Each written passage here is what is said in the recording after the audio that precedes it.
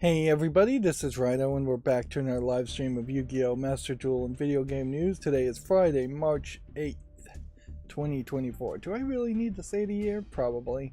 A lot of these videos probably are going to, if my channel ever becomes successful, they're going to be watched years later. At least that is the hope. Let's see. They're updating the welcome gym packs, or undoing a sale on the welcome gym packs. Still really no reason why you would bother to buy gyms in this game as far as I can tell. See, Yu-Gi-Oh! Card Game 25th Anniversary Special Video Code Campaign. There's 7-letter codes hidden somewhere in the Yu-Gi-Oh! Card Game's 25th Anniversary Special Video currently being shown on the Yu-Gi-Oh! Original Card Game channel. The original card game being the Japanese version, the trading card game being the Western American United States version. Find them and enter the codes in the input page for this from the button in this announcement. Those who enter the code correctly during the period will receive an accessory for each code. So there are 2 7-letter codes, which, yeah. So if I was to click the special video here, what's that going to do? It's going to launch a web page, and then on that video, let's see.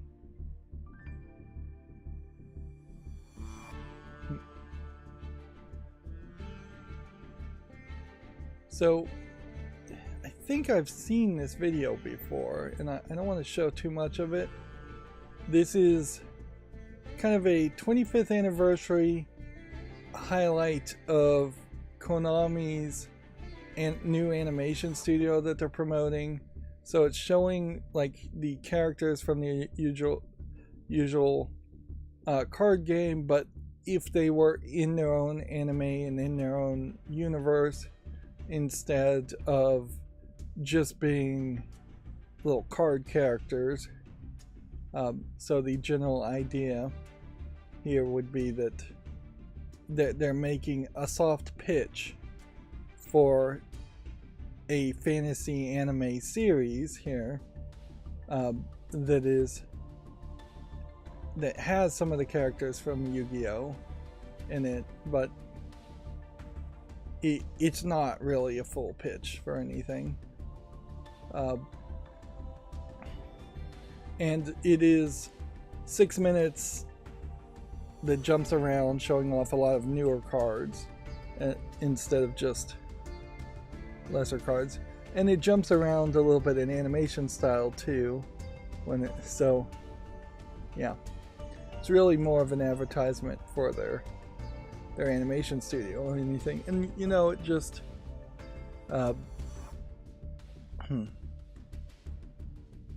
they're really just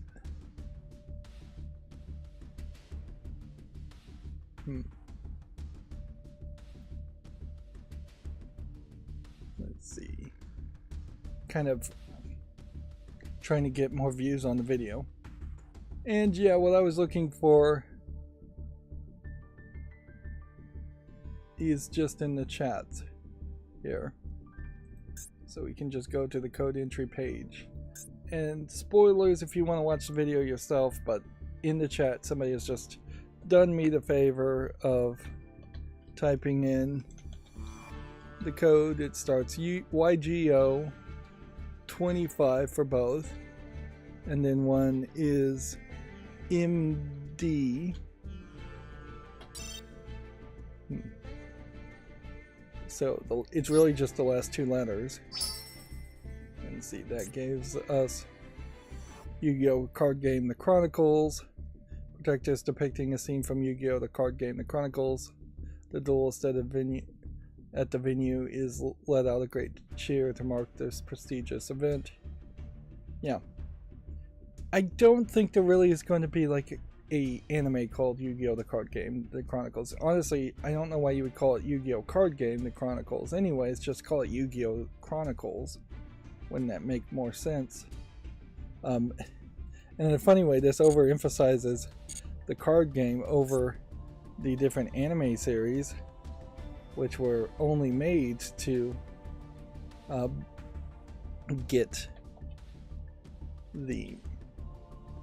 promote the card game. And certainly Yu-Gi-Oh! Anime series don't work at all without the card game. The other code is YGO25DL. And this just is an avatar character.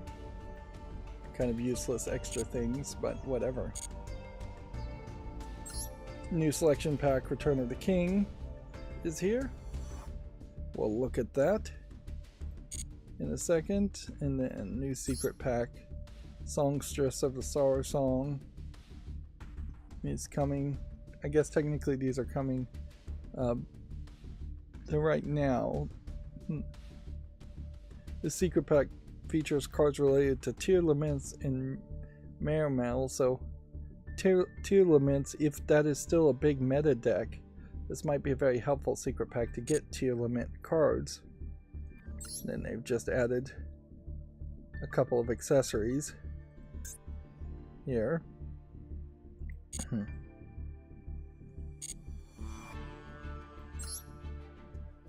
then the World Championships are being promoted, so just a lot of promotion as usual. Way too much promotion going on.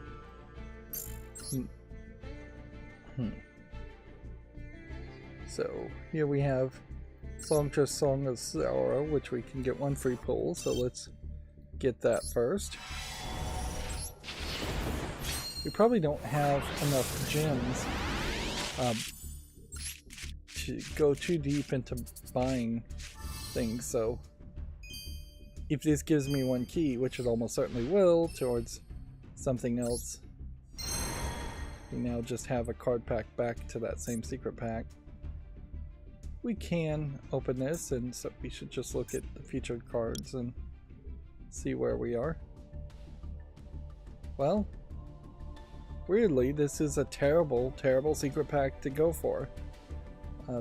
Even if you just were trying to get ultra rares, I have so many of these cards already. And that, I guess, highlights a problem. This is a brand new secret pack, and yet it is really just rebundling cards that you could have gotten in other packs. Yeah, that does not work. Here we have a Tier Laments Protector. We'll purchase that. Not that we'll ever use it. And we have new wall art background.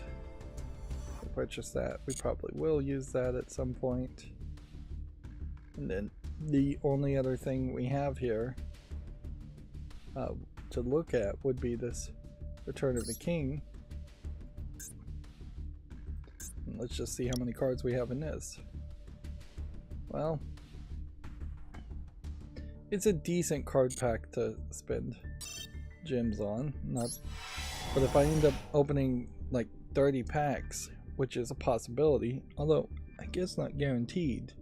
Like, the only reason I'd ever open 30 packs would be if I was really just trying to get all the cards, because 30 packs is actually wrong. 30 packs feels about right as far as the number of times you would need to open any pack to get a decent percentage of the cards that are available. But if you do 30, then there is always going to be this chance that you would end up doing 40, which I guess that's the gamble I'm taking. Inherently, when you have these new packs, though, they're showing me a bunch of cards that I've never seen before, and it's too many cards to get super excited about it. There's one thing that's interesting about the game I'm playing now, Hand of Fate 2. In it, every single card is a very unique event card. So there aren't that many of them. It is much more of a deck builder game than a trading card game. But yeah, when you see a new card, you want to figure out what it does pretty certainly. You kind of have to figure out what it does, or you're going to never get good at the game. where it just is incredibly overwhelming to try and do that in something like Yu-Gi-Oh, which has 10,000 cards that you could potentially look at. Even if I was just reading the effects of all the ultra rares and super rares, which would be doable, that still would take a lot of time. But, you know, I probably should make that the new standard when we flip through all of these cards, because all I'm doing when I'm flipping through these cards is just looking at the art. And the art is so inconsistent in Yu-Gi-Oh! It's just all over the place with different artists and different themes that nothing ever really grabs my attention. It is interesting, certainly, that it's iconic that you have like Dark Magician and Dark Magician Girl still being the main characters people think of, or Blue Eyes White Dragon being the main characters you think of in Yu-Gi-Oh! But those characters have just not evolved in any way at all, and they haven't led to any other characters of real interest. In some of the sequel anime series, you have characters that are new animation takes on a Dark Magician-like character, but those are nowhere as interesting or popular. Let's see. Really don't have enough gems to open up any of these other packs.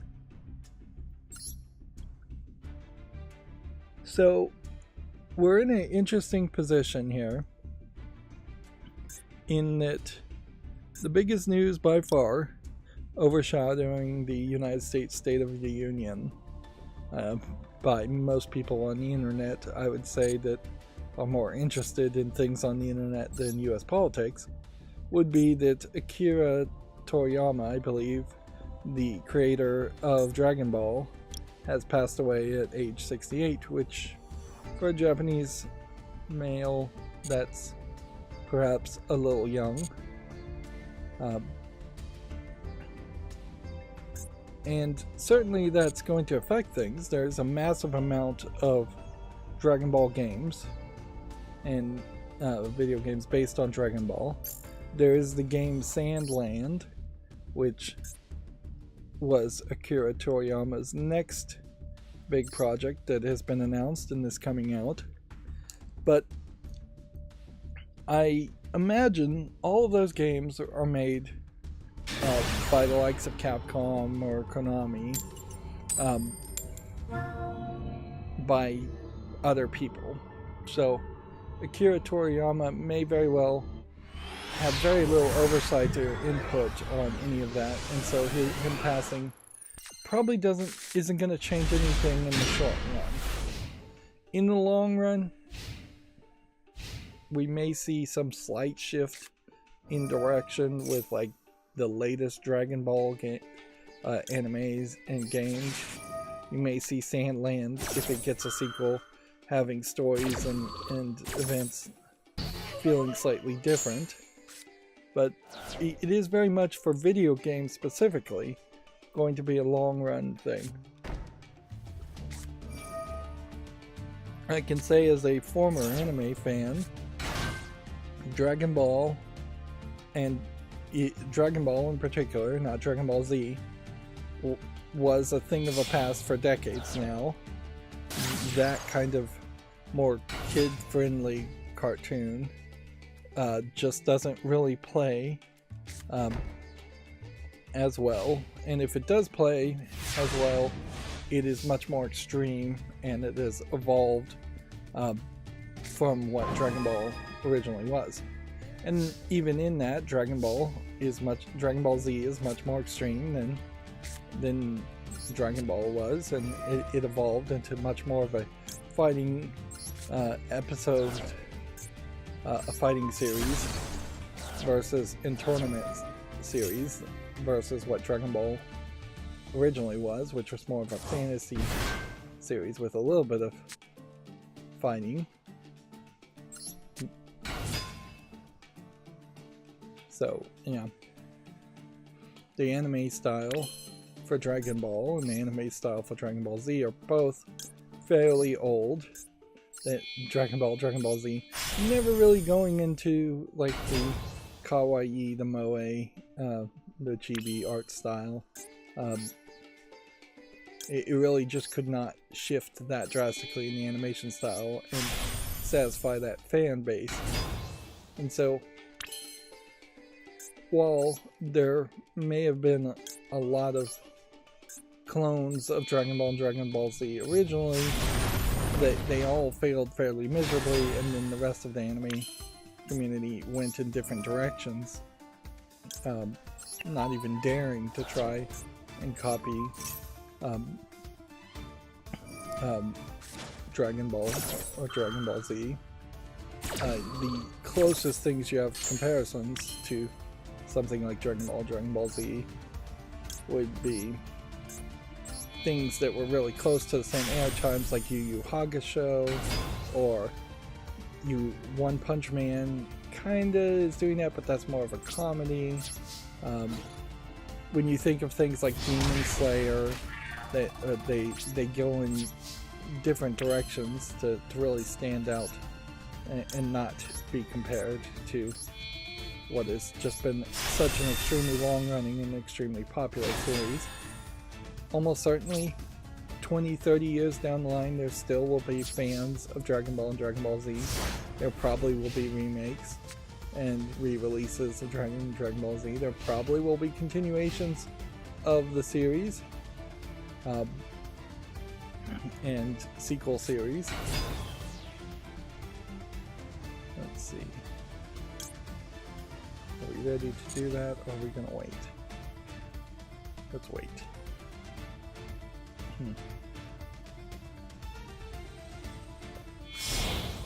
So yeah, I don't think that there's that great of a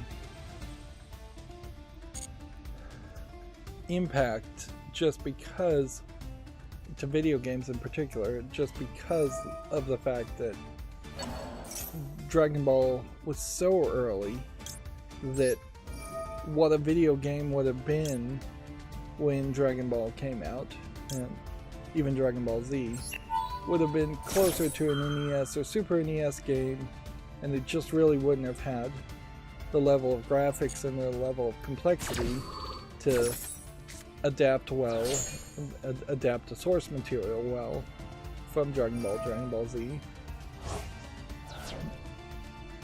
And ironically, some of the most recent Dragon Ball sequel series have had such low budgets to them that the animation style in most recent ones have been questioned, and the animation style of the original Dragon Ball series was probably a little bit bare bones too.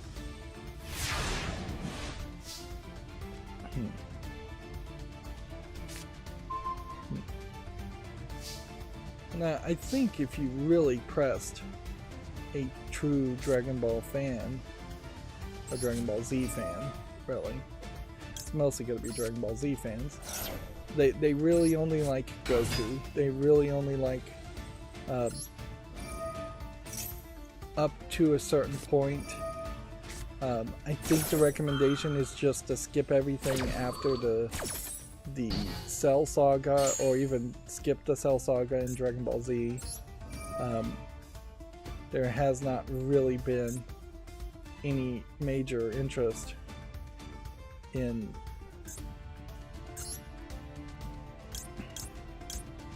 the sequel series that has stayed around that much.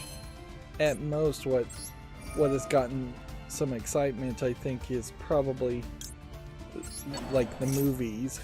That seems to be where you're going to get the best quality, is if you're just watching the Broly movies, because then you have 2 hours of an action-packed fight instead of a long running TV series that's going to stretch it out for far too long.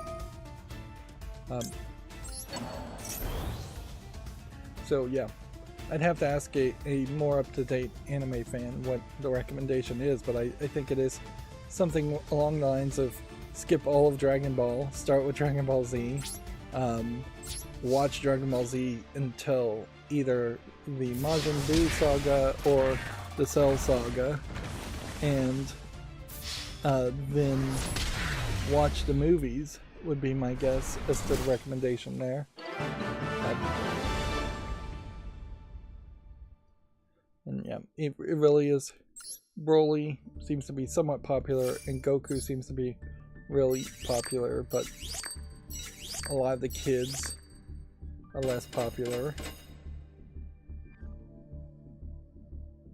Now I'm gonna have to double check this, but I was watching DF Retro cover this Brothers: A Tale of Two Sons remake. Everybody that I've seen cover this game says that it still is not performing well enough for what it should be doing.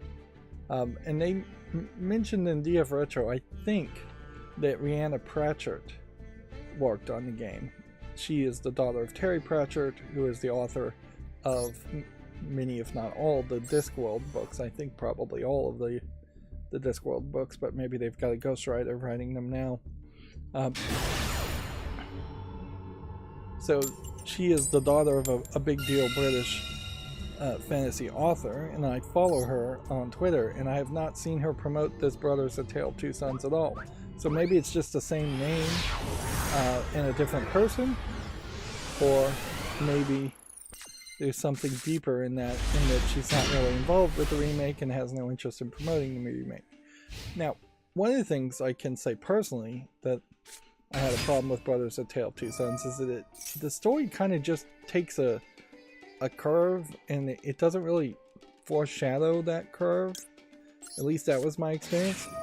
And I've had that happen to me in a few games, and I'm starting to wonder if maybe I'm just a little too ADD and I'm not paying attention to the stories sometimes in video games. I don't think I'm that bad. I get the story for most games, but particularly in Brothers: A Tale of Two Sons, they are on a quest to save their mother, and then just in the middle of that quest, and this is just a slight spoiler, something horrible happens to one of the two brothers, and it's just not foreshadowed at all. Yeah, you just don't expect it to happen at all, and it just didn't feel like it was good writing, particularly for video games, to have something out of control, horrible, happen to you. Or to one of the characters, one of the two characters you were controlling. That while I'm playing Hand of Fate 2, that is something that I'm also finding interesting, is that there is a real danger of Hand of Fate 2 turning into more like a Dungeons and Dragons type game where it's an open narrative and the players can just say what's going to happen, and it's up to the dungeon master to roll with the narrative or keep them in line, keep them on rails at least a little bit. Hand of Fate as a video game really can't do that. So very specifically in one mission, you're not given the choice at all. You're going to work for the Empire and you're going to kill a bunch of peasants who are infected with a plague. You're just told you're going to do that. You're put into a fight sequence. You have to win the fight sequence, or it's game over. In the next mission, it's the exact opposite. Now you're trying to save the peasants infected with the plague, and in a different mission, in a different city. And yeah, that is an intriguing way to solve what almost certainly would have come up in game testing, as far as there's a real moral decision there. But that is also kind of how Hand of Fate plays more naturally too, is that you're told an event is going to happen, you're told you're going to do something, and you're going to have to defend these people. On a few rare occasions you get to decide what side you're on, but on most occasions not, so you just have to go with the way the story wants you to go.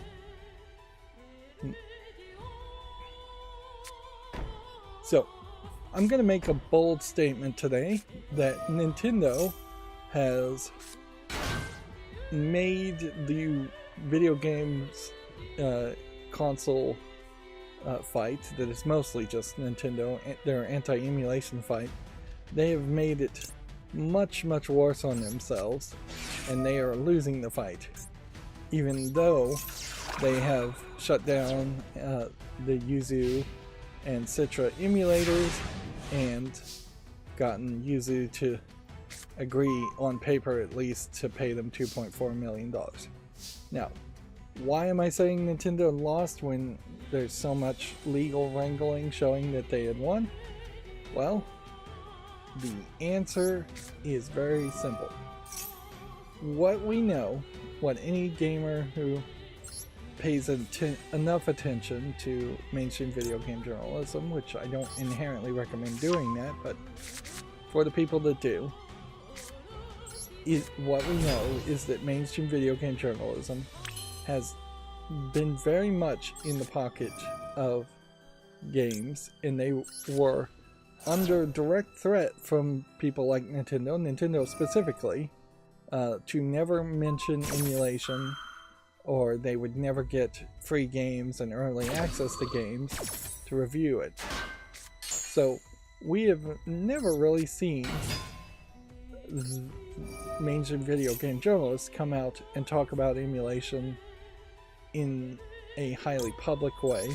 You might have the occasional person mention it here and there, maybe hidden behind a paywall, maybe on a Patreon stream, but it definitely is just not the thing that you would really should be hearing more about, considering how popular emulation has become, thanks to the likes of Steam Deck most recently, but RetroPies in previous situations, and just a myriad of other devices now that are cheap enough and good enough to play old games, particularly now that it is also easy enough and relatively safe enough to find ROMs through a VPN and things like that, torrents through a VPN.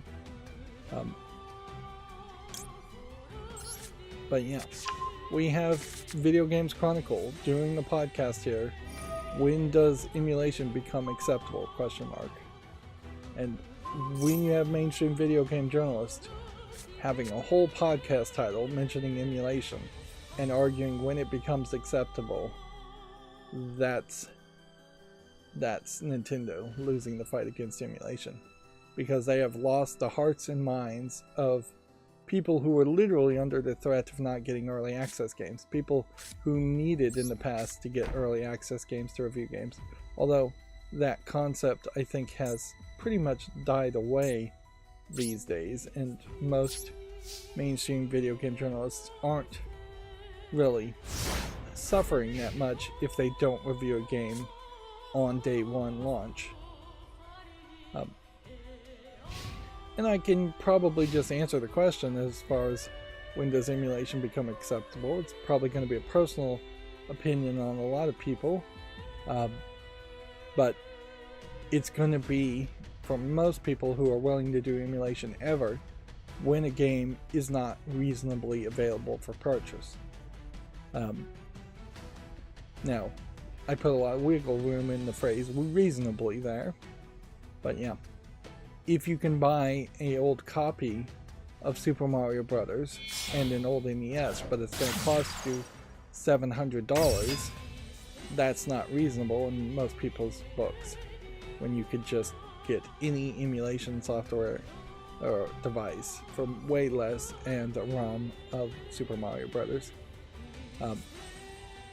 When you can buy something on Steam that runs perfectly fine and it's only 69 cents, at that point it's probably not worth your effort to even bother to try and download something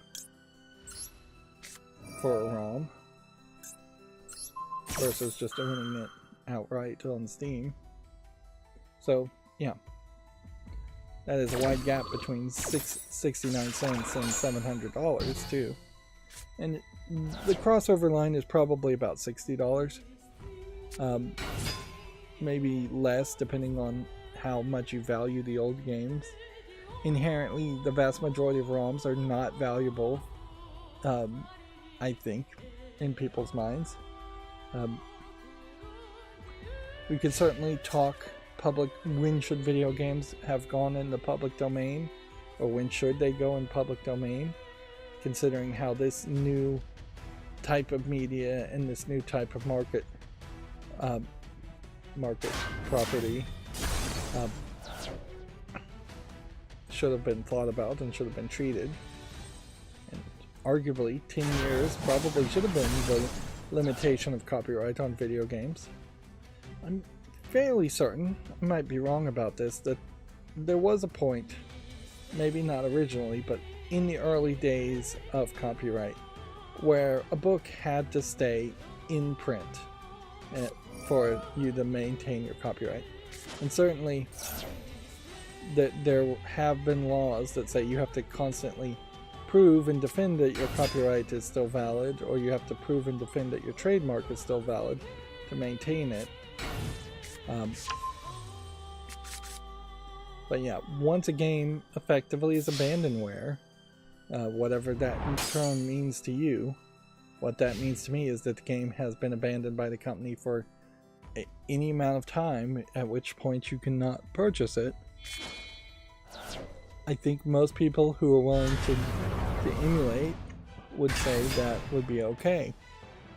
Now, I've said that phrase, most people are willing to emulate, because there is a type of people out there who just drink the Kool-Aid as far as capitalism goes, and that they, for either religious or just other reasons, will say that digital copying something that you can have infinite copies of is the equivalent of, say, stealing milk from a baby's bottle, where you're depriving a baby of sustenance. And so when you look at it from that, and when you're just coming from the thou shall not steal perspective, then you'll never be willing to emulate anything other than open source things that were never copyrighted in the first place.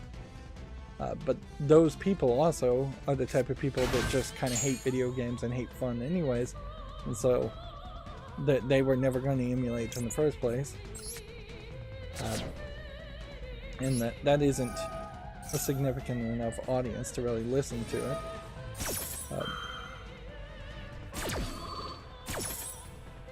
But yeah,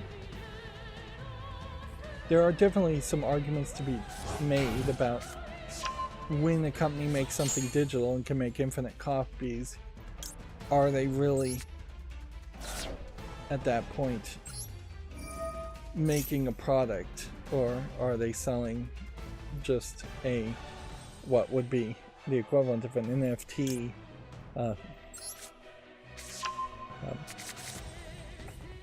And there might be something to be said about products need to cost a company something when they make it, in either materials cost, so that it isn't just 100% profit. They need to be paying an employee for every single copy of a video game being sold, or they need to be paying a licensing fee, which they may be doing something like that, but it is just a weirder way to think of products and services when you can just make infinite copies, and you're not taking any limited resource out of the earth. You're not taking metals or oil out of the earth or anything like that. And you're not paying an employee effectively, which some of that means you're not putting the money back into society in enough of a way. At least that argument could be made. Yes, you may be paying taxes on the millionth copy of a video game that sells, but you're probably not paying any associate level employee at all. You're probably not doing much of anything. You may be paying rent in some factory somewhere. Like you may be paying a CEO's salary somewhere. And that is, at that point, well, not something that you might argue is immoral. It is definitely imbalance. That is an imbalance that is only created because the copyright laws are protecting other people from making copies of that same digital asset. And so, in an effort to try and create more of a balance, more equity, and I'm going to use the word equity even though normally I don't make equity arguments, copyright probably should go away. Like, it definitely would be a different world, for instance, if, say, as soon as digital versions of the King James Bible were available, then the digital versions of the King James Version of the Bible were not copyrightable, and as such, anyone could have a free copy of that who would want it. At that point, that would almost certainly benefit society more, as far as comparing who should benefit there. That's not forcing anybody to inherently print King James versions of the Bible and give them away for free. The Gideons do that anyways, but yeah. The copyright, the digital part, the right to make a copy of it, for like the King James Version of the Bible should have expired a long time ago. And instead, there have been little tricks done to, I'm pretty sure, keep it out of the public domain. And so far more harm has probably been done to society because of the copyright around something like an old book like the King James Version of the Bible, then good has been done around that. Ironically, copyrighting the Bible itself is almost certainly something that is forbidden if you interpret the Bible or Jesus' teachings the right way.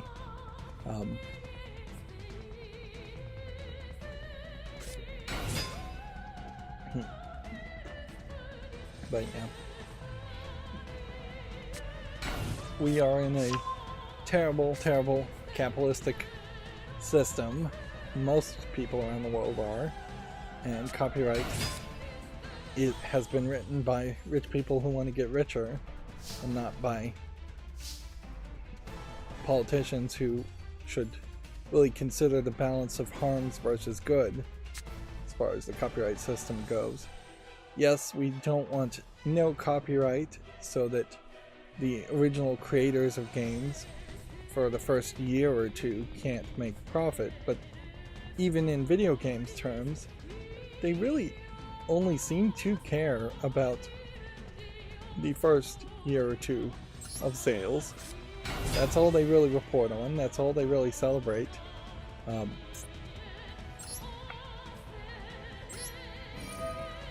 So you could arguably make the claim that they should lose copyright protection after 3, 4, 5 years as far as video games go. And we probably should just go ahead and make a law that says if there is a new form of entertainment like virtual reality, there probably should be smaller copyright protection for new technologies. And see, that's not even talking about like derivative works, which arguably the King James Version of the Bible is a derivative work of just older versions of the Bible, so probably each shouldn't be copyrighted on that terms. If older versions of the Bible are public domain, then everything derived from a public domain source should probably be public domain. And we're seeing an example of this. I'm going on a copyright rant here. But we're seeing it with like Mickey Mouse, Steamboat Willie, in the public domain. We haven't seen the world stop. We haven't seen Disney go bankrupt from that. Disney may be going bankrupt for other reasons, but it's not because of Steamboat Willie. The other thing to probably mention about emulation is there are definitely some games that just don't play right. Like Tomb Raider, the original Tomb Raiders, they just don't play right. So if the available version has been so drastically changed, or it just doesn't correctly run, I think you still have a valid argument for emulation there too. Also, I'm just gonna end this here. I'm not sure if I can win.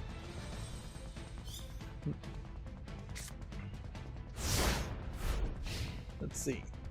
Lego, this isn't Lego video games from TT Games, but just Lego themselves, has announced that they're going to have a series of Batman the Animated Series sets, which in Lego form probably won't look that different from the other Lego Batman sets that have already existed.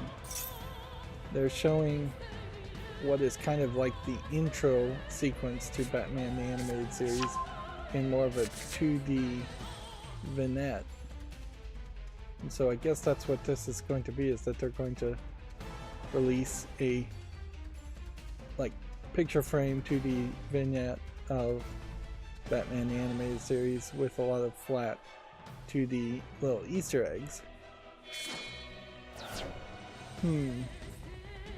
But see, like the Batman, the Catwoman, all of those figurines just look like pre-existing Batman, Catwoman figurines. It feels like that is going to be massive and way too expensive. See if we can figure out how many pieces that says.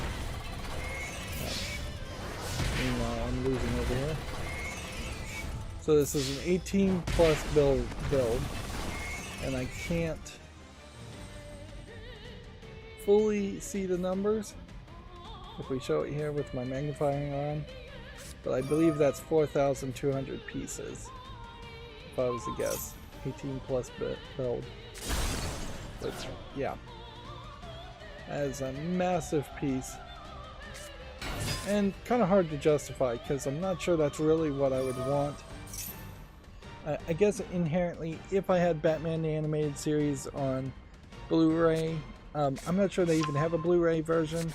It probably needs to be remastered to like 4K UHD. It probably would look really good because I think they shot it on black paper on film.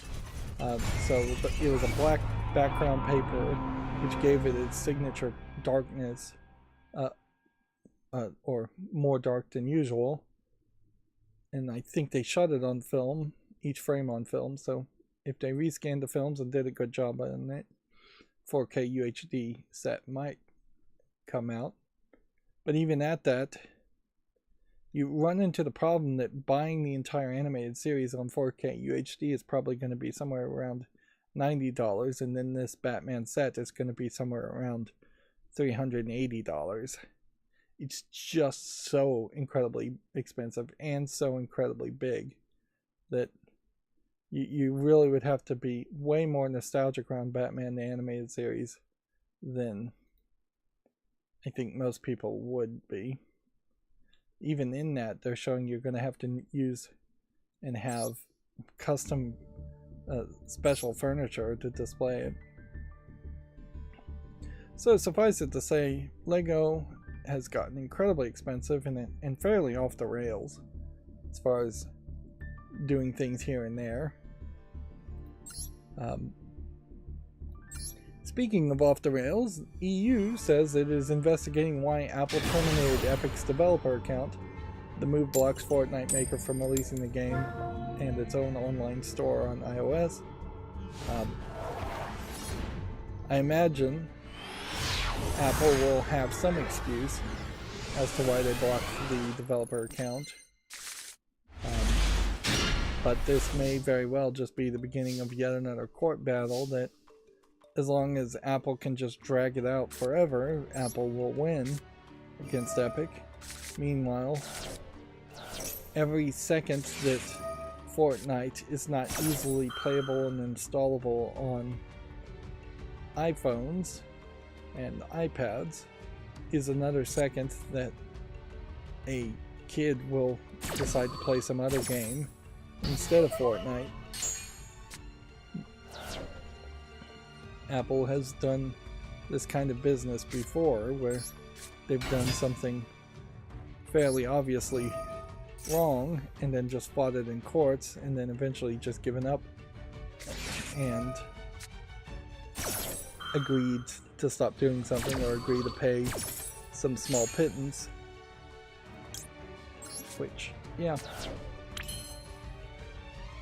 maybe the European courts will put some real injunctions in place and force Apple to move way faster, or force Apple to pay a huge fine for every day that the developer account is not allowed.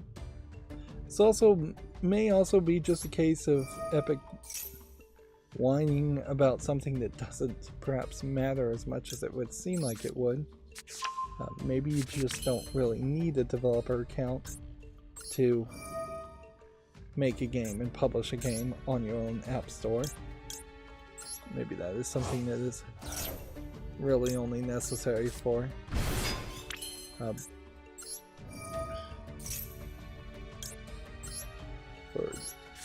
likes of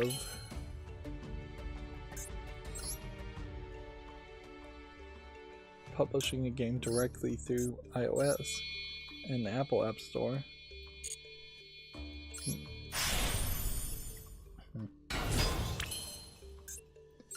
It's unfortunately more early days than we'd like. Yeah. And so we probably are just not going to get a follow-up on this story in any reasonable amount of time. And even if we do get a follow-up on the story and this whole situation gets resolved, at the end of the day it's just going to be Fortnite on iOS.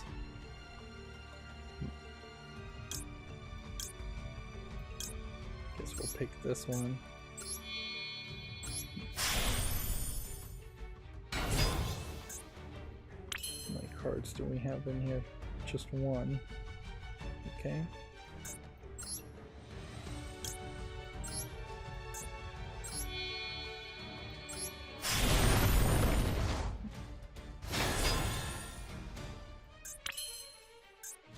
We're letting him draw a massive amount of cards here.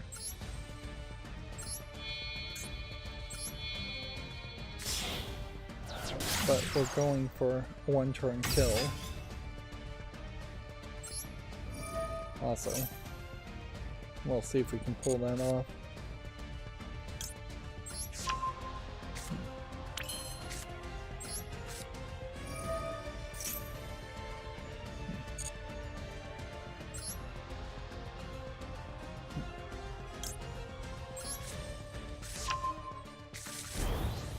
This is the right card. No, it isn't. Whoops.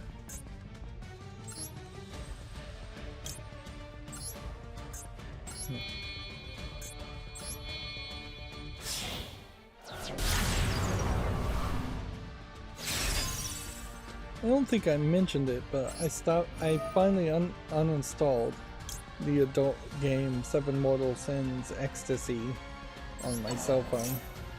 I was just not playing it. I still am playing the Star Trek Lower Decks game, and they are keeping it update fairly well enough now, I would say. So I haven't run into major gaps of time. The Star Trek Lower Decks game in particular has way too much reliance on trying to get ad revenue out of people and microtransactions out of people, for as terrible as the game actually is. I'm still playing the adult game Tinkafuma, which is keeping things updated well enough to keep that interesting. And I'm still playing Memento Mori on 2 different accounts, which is probably too much, and I have noticed that I've slowed down a little bit on just staying up with the story expansions per character. So I have 2 or 3 characters I need to listen to what their individual stories are, whereas most people are complaining about the overall story not progressing that much on Memento Mori. At least on their Reddit subreddit, that's what people are kind of complaining about.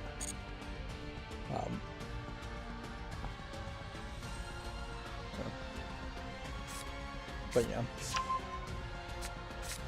I'm still making enough progress, and they added quite a few features in Memento Mori to make it a deeper game, considering it's a game that is fully automated and just as an auto battler.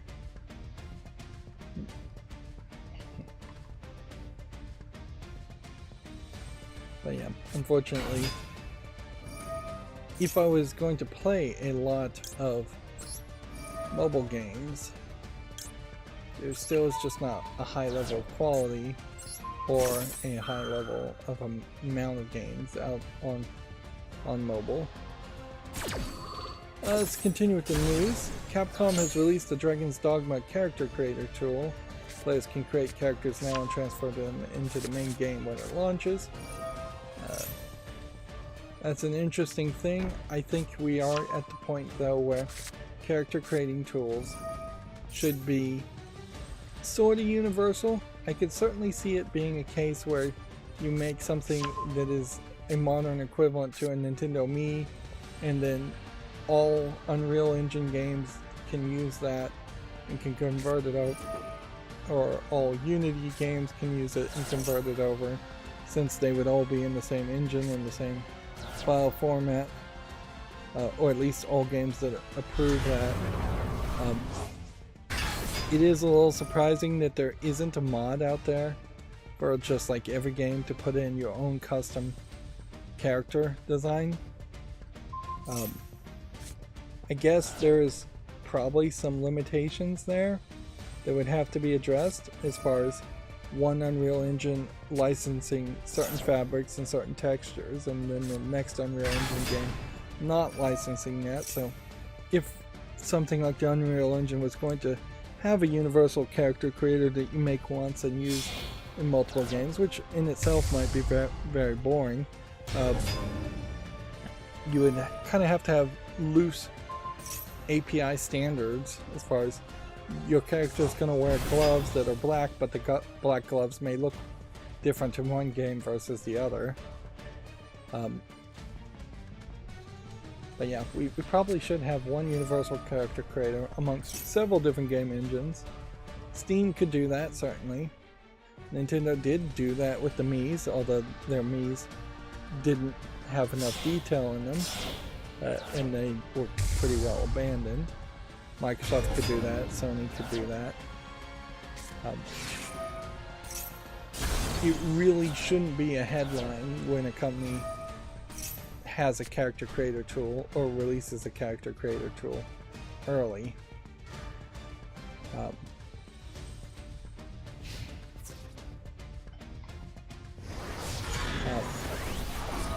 So here's Yuji Horii, the Dragon Quest creator, commenting on Akira Toriyama's death. Let's see. I am still in overwhelming disbelief at the news of Toriyama's sudden death. I have known Toriyama since I was a writer at Shonen Jump.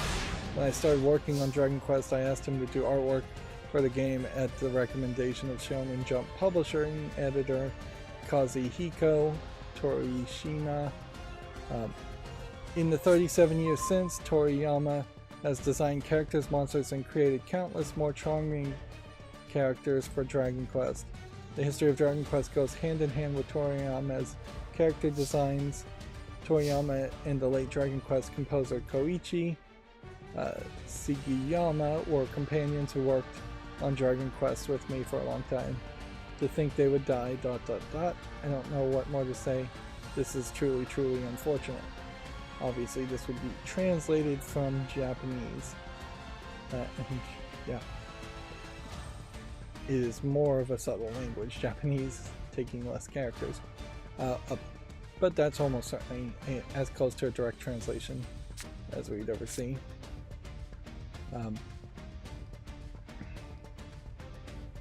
So let's just go ahead and summon this and see what we can do. Probably gonna lose here. I tried for a one-turn kill, and my ambition is almost certainly going to lead to some struggle. There was a fairly heavy amount of push recently to make Dragon Quest games, so I wouldn't be surprised if we see Dragon Quest games starting to get cancelled, or the character design changing a little bit because of Akira Toriyama dying.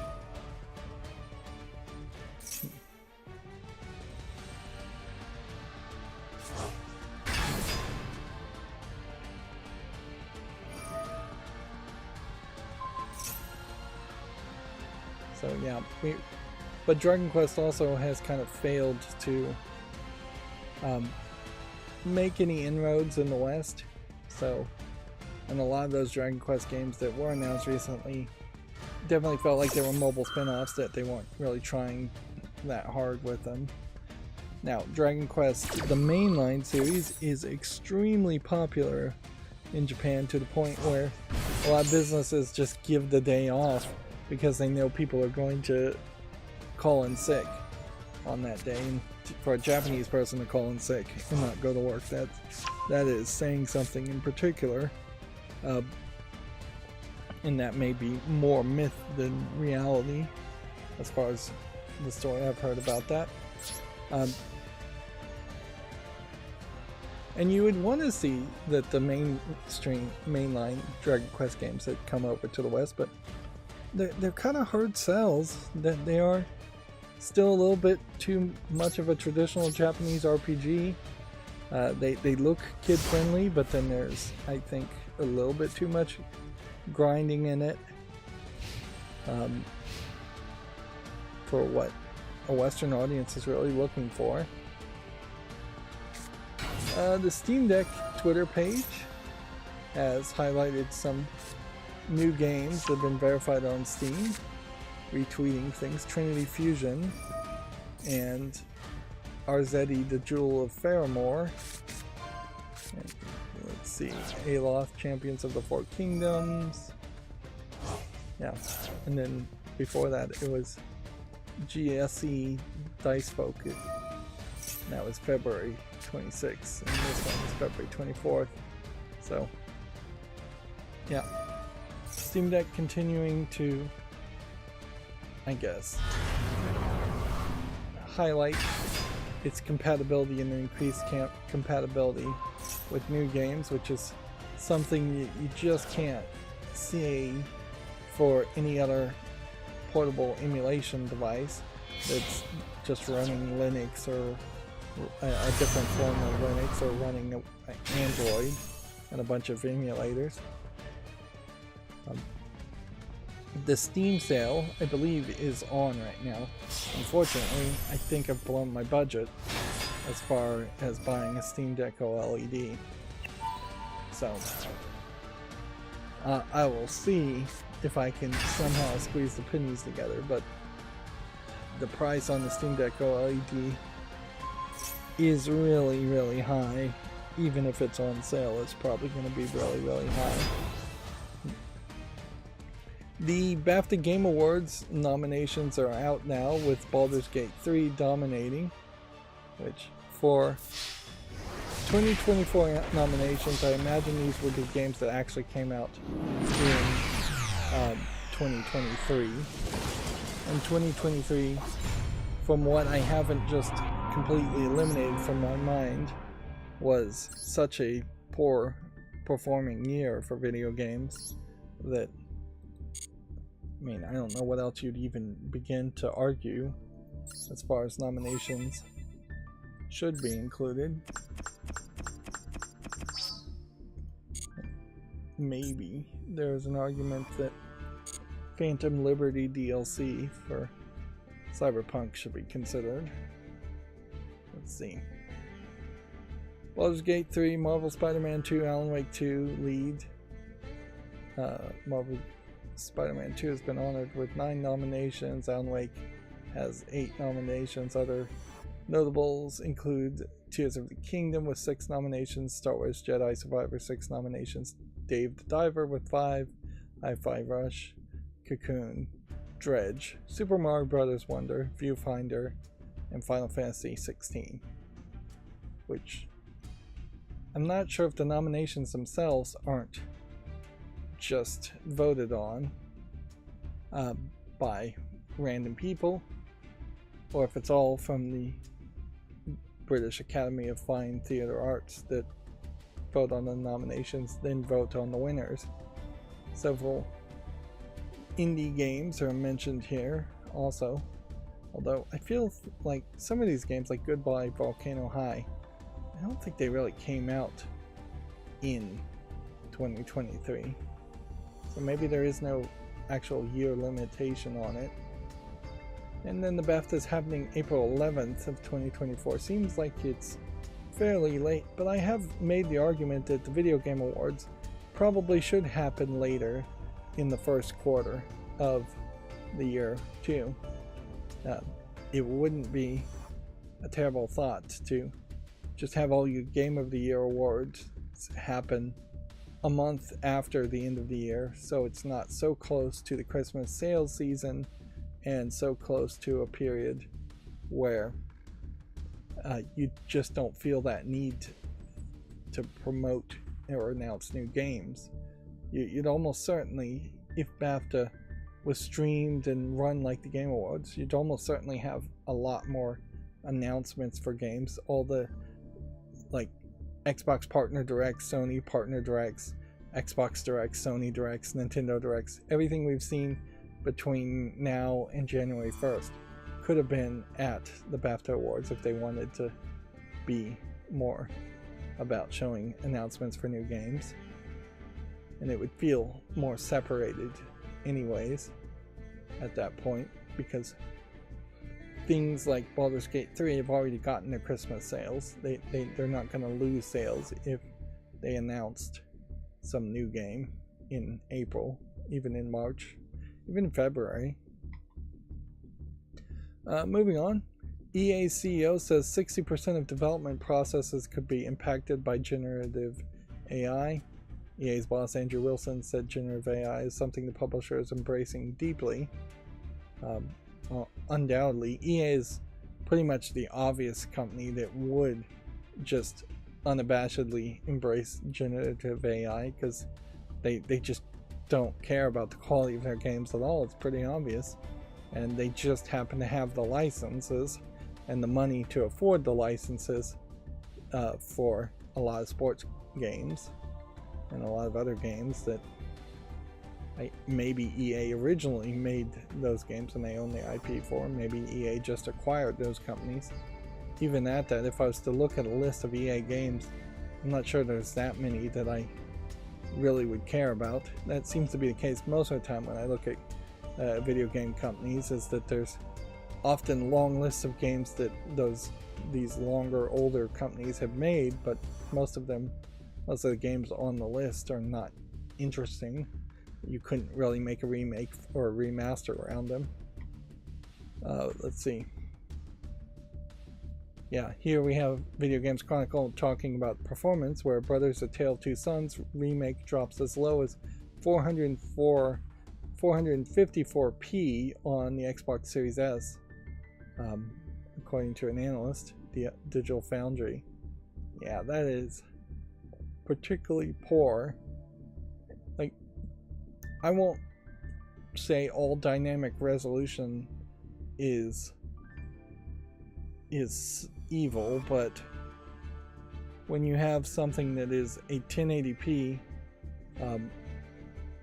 game, or something that should run very easily as a 1080p game, dropping at any point to below what would be like the 512 lines interlaced of a original TV from 60 years ago. That's ridiculous.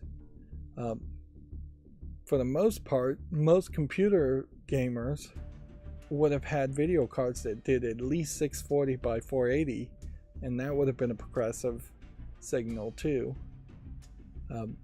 And that's even lower than that.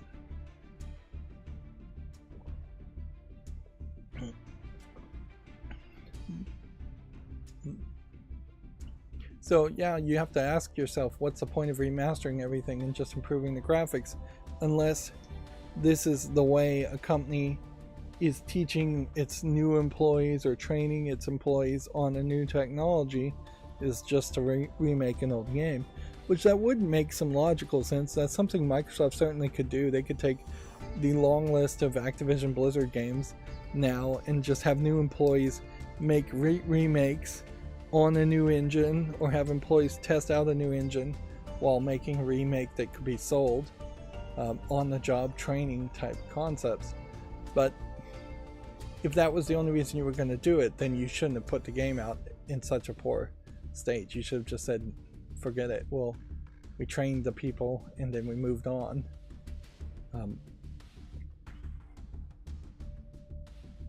But yeah, I don't even 100% know if the original game ran that well. It is very much a uncared for game, considering that they're bothering to make a remake around it. Let's see. Here we have a GameDeveloper.com article saying Alchemy Labs CEO Andrew Ichi thinks devs should be bullish about AI, which increasingly we're going to see this spoken out loud and proud, as far as just CEOs trying to promote and make AI sound like something that will be a good thing. And one of two things I imagine will happen. Either AI will become a thing and it will just become the new standard of perhaps making cheaper and lower quality art, or it'll just be replaced by the next big keyword that CEOs hear about, and then you'll hear the CEOs talking about that in the same way that CEOs this time last year were all talking about NFTs, and now nobody is talking about NFTs. Arguably, I think somebody should probably hold CEOs' feet to the fire as far as just bandwagoning and jumping on trends to boost up their stock share prices. The Silent Hill 2 remake has been, I believe, rated in Korea. Let's see. I think that's what happened there. Yeah. Here's the page. And see if my translation app can do anything here.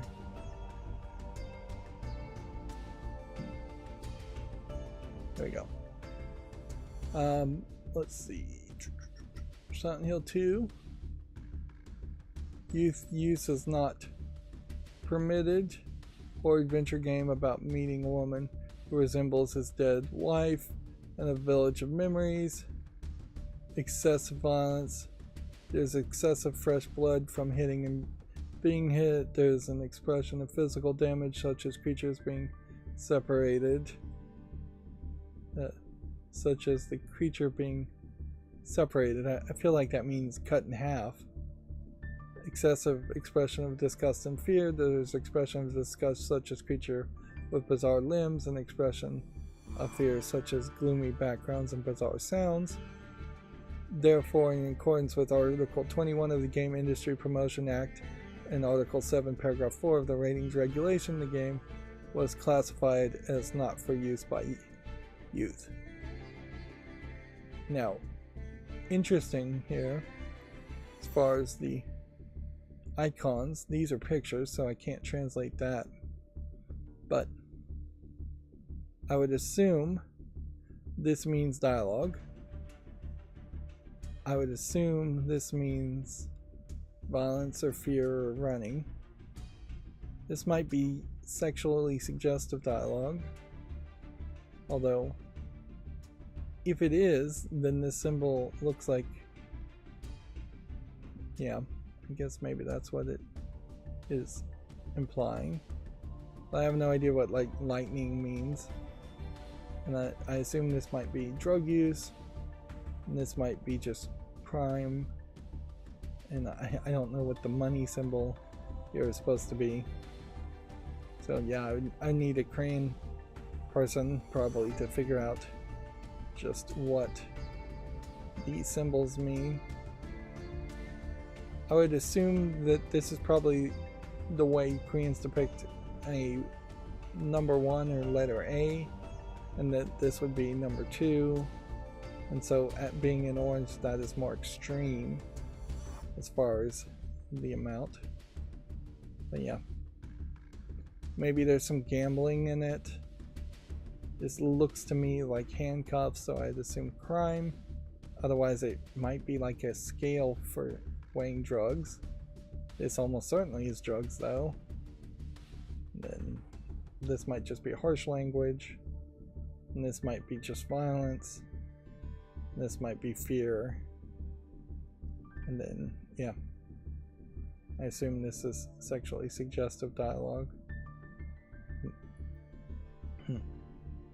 Which those are all things that we would assume were going to be in Silent Hill 2 remake, because they were the things that would have been in Silent Hill 1. Here is the official announcement being reposted from Dragon Ball Official. Dear friends and partners, we're deeply saddened to inform you that the manga creator Akira Toriyama passed away on March 1st due to an acute subdural hematoma. He was at the age of 68, so it took him 7 days to announce it publicly, which is more than fine. It is our deep regret that he still had several works in the middle of creation with great enthusiasm. Also, he would have many more things to achieve. However, he has left many manga titles and works of art in this world. Thanks to the support of many people around the world, he has been able to continue his creative activities for over 45 years. We hope that Akira Toriyama's unique world of creation continues to be loved by everyone for a long time to come. We inform you this sad news with gratefulness for your kindness during his lifetime. Funeral services was held with his family and very few relatives following his wishes for tranquility. We respectfully inform you that we would not accept flowers, condolence gifts, visitings, offerings, or others. Also, we ask you to refrain from conducting interviews with his family. Future plans for commemorate gathering is not decided. We will let you know when it's confirmed. We deeply thank you for your understanding and support, as always. Of course, this is, once again, being translated from Japanese. And this is Bird Studio Capsule Corporation, Tokyo. So, yeah. He has left, they're pointing out, a lot of anime and manga unfinished, which I'm sure somebody else will come in and finish it. And honestly, there's probably quite a few mangaka out there and just anime creators, manga creators, that either will draw out their content and their decorations right up until the point they die and never finish it, or will draw it out to the point where it becomes so bad that it gets canceled. Particularly around Shonen Jump, if something gets bad, it won't be voted on, and they won't continue funding and developing the issues. In Shonen Jump, the readers, in the original Shonen Jump, maybe not Shonen Jump Weekly, it may not be the same, but the readers voted on what issues they wanted more of every week. And so if the readers didn't like what you were doing, they would just get canceled.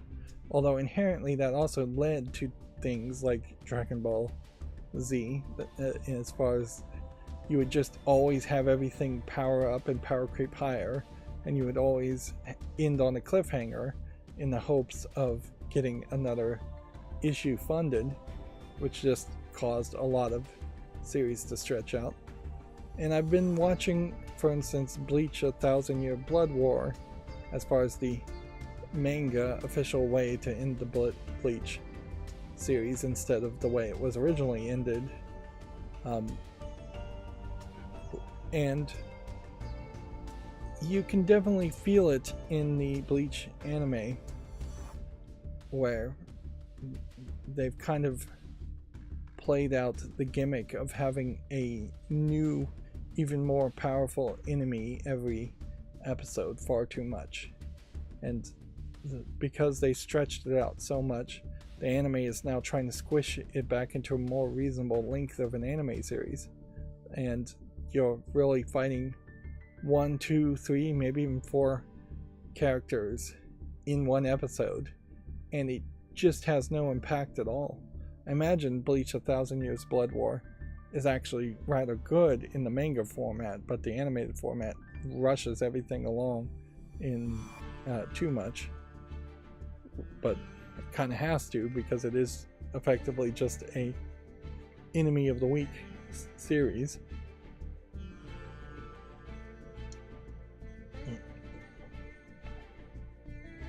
Yep. I think it probably would be respectful as far as Akira Toriyama's works to try and wrap it up quickly, in particular since any animator, any mangaka that works on it is just not going to have ownership of those creations. So it would just make sense to wrap it up. How are they going to wrap up Dragon Ball Z?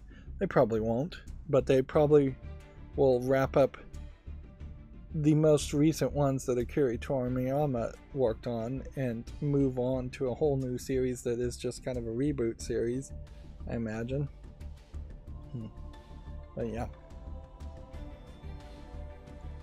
this very possibly will affect Dragon Quest games, Dragon Ball Z, Dragon Ball games, and Sandland. Yeah, I don't know if there's anything else as far as games that he's worked on. Moving on, Warner is trying to set expectations, I guess that's Time Warner, for the Hogwarts Legacy free summer update.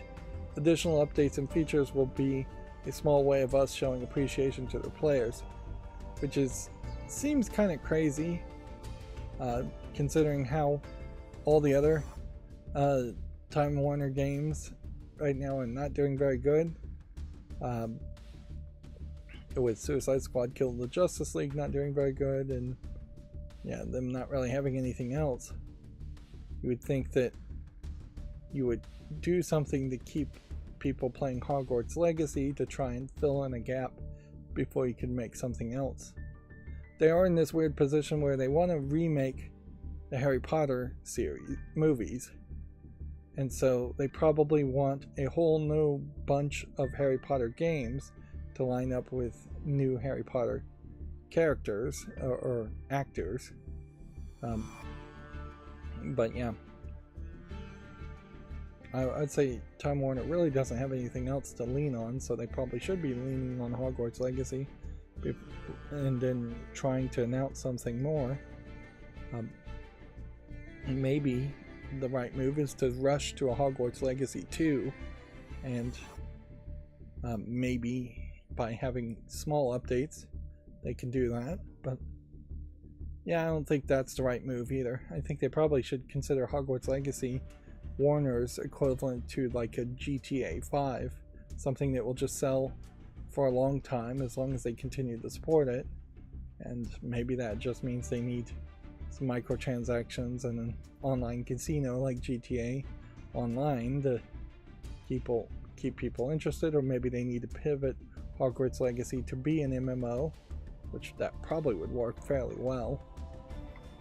I wouldn't be surprised though if Time Warner just doesn't do anything. Yep. I'm not certain which of the more recent Dragon Ball shows this is supposed to be, but yeah. And I think Dragon Ball, I know the original Dragon Ball was not animated this well, and you'd really never have a character this close to the camera.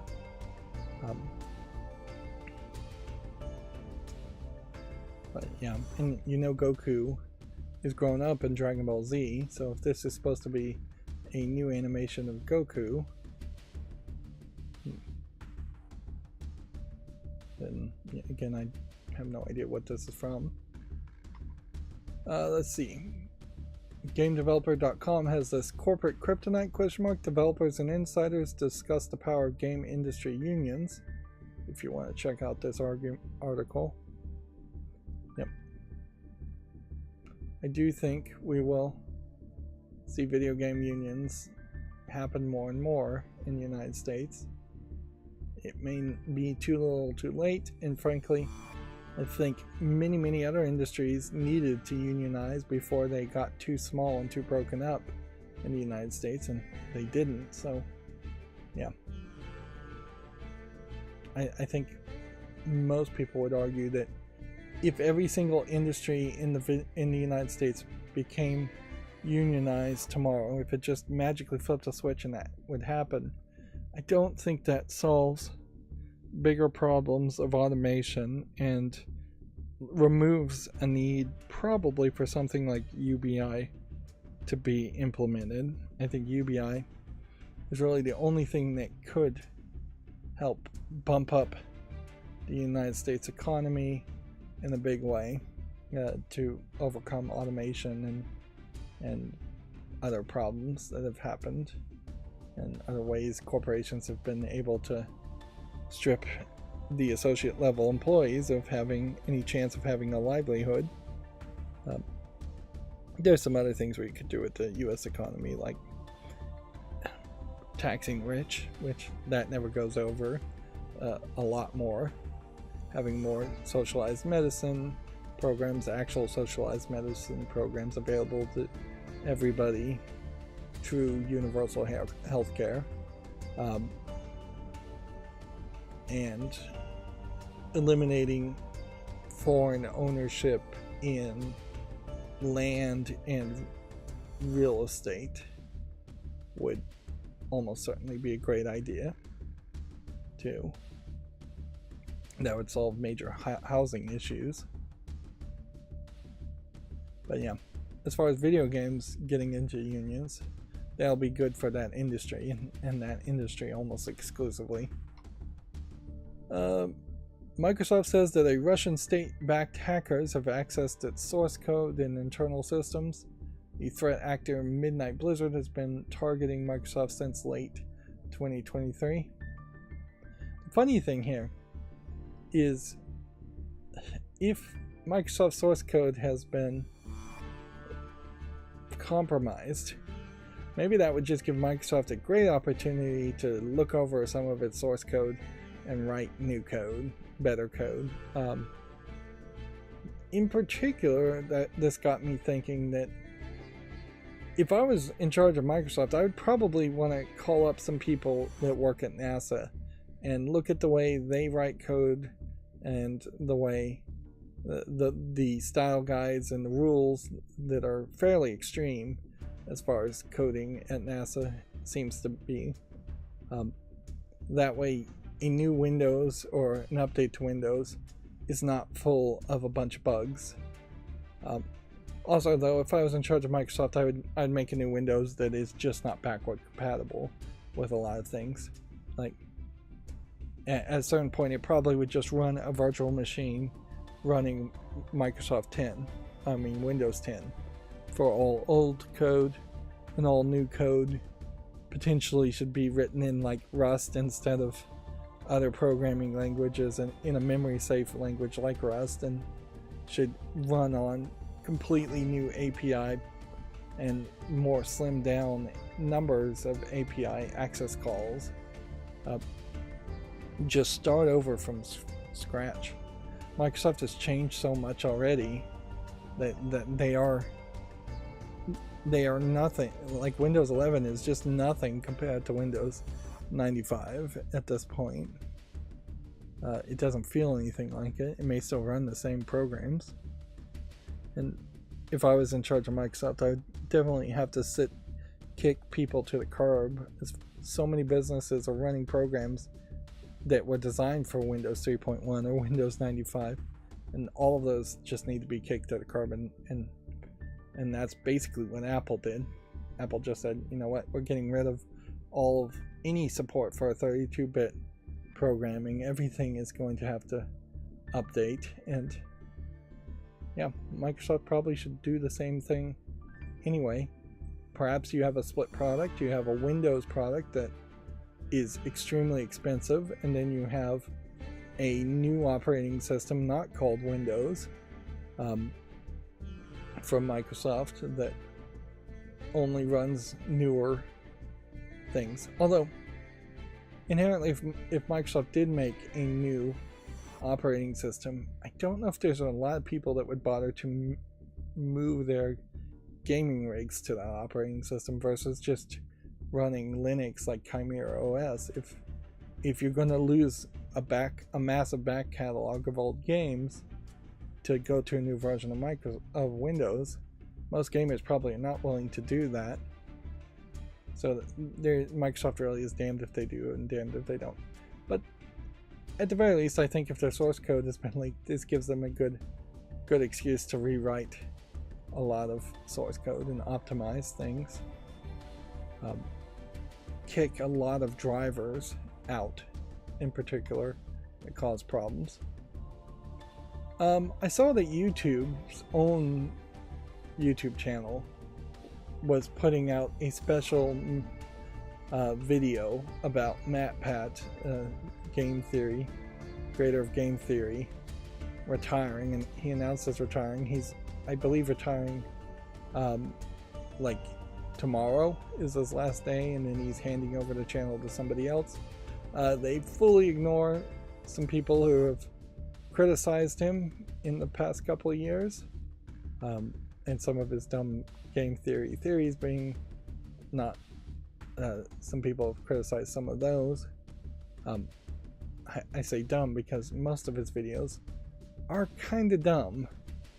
They don't really have a connection to anything informative or critical as far as what he's talking about. Like, some of his theory things are interesting, but when you have like a video that should you eat Pokemon, could you eat Pokemon, are they eating Pokemon in the Pokemon games, like that's just like a high thought basically.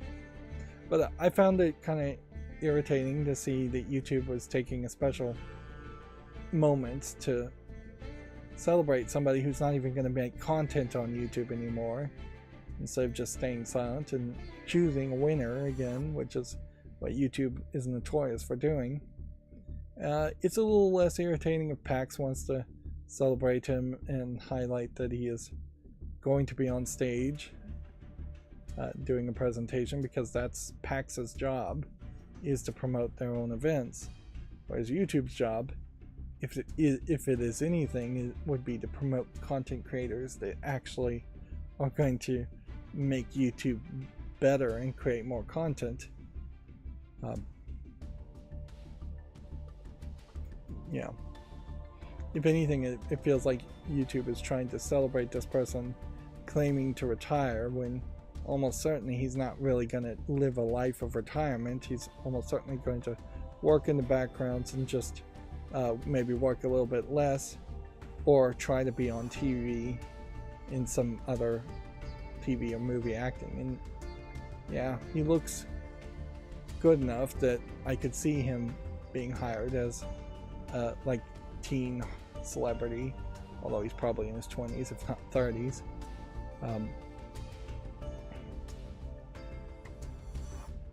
Let's see, GameDeveloper.com has an update here that says Keywords and Ubisoft is amending the Skull and Bones credits after omitting translators. It definitely feels unrewarding and demoting to not have my name in the credits, as a quote here. Inherently, this update means not that much. It took him a while from the 27th to the 7th of the next month to update, but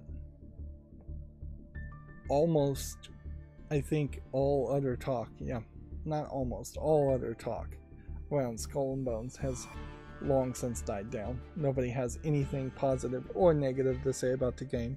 It is just pure apathy, which is the worst position to be in around any video game launch. Here we have Video Games Chronicle saying EA generative AI could make it 30% more effective and boost monetization by up to 20% over 5 years. So boost monetization means more microtransactions, more DLC.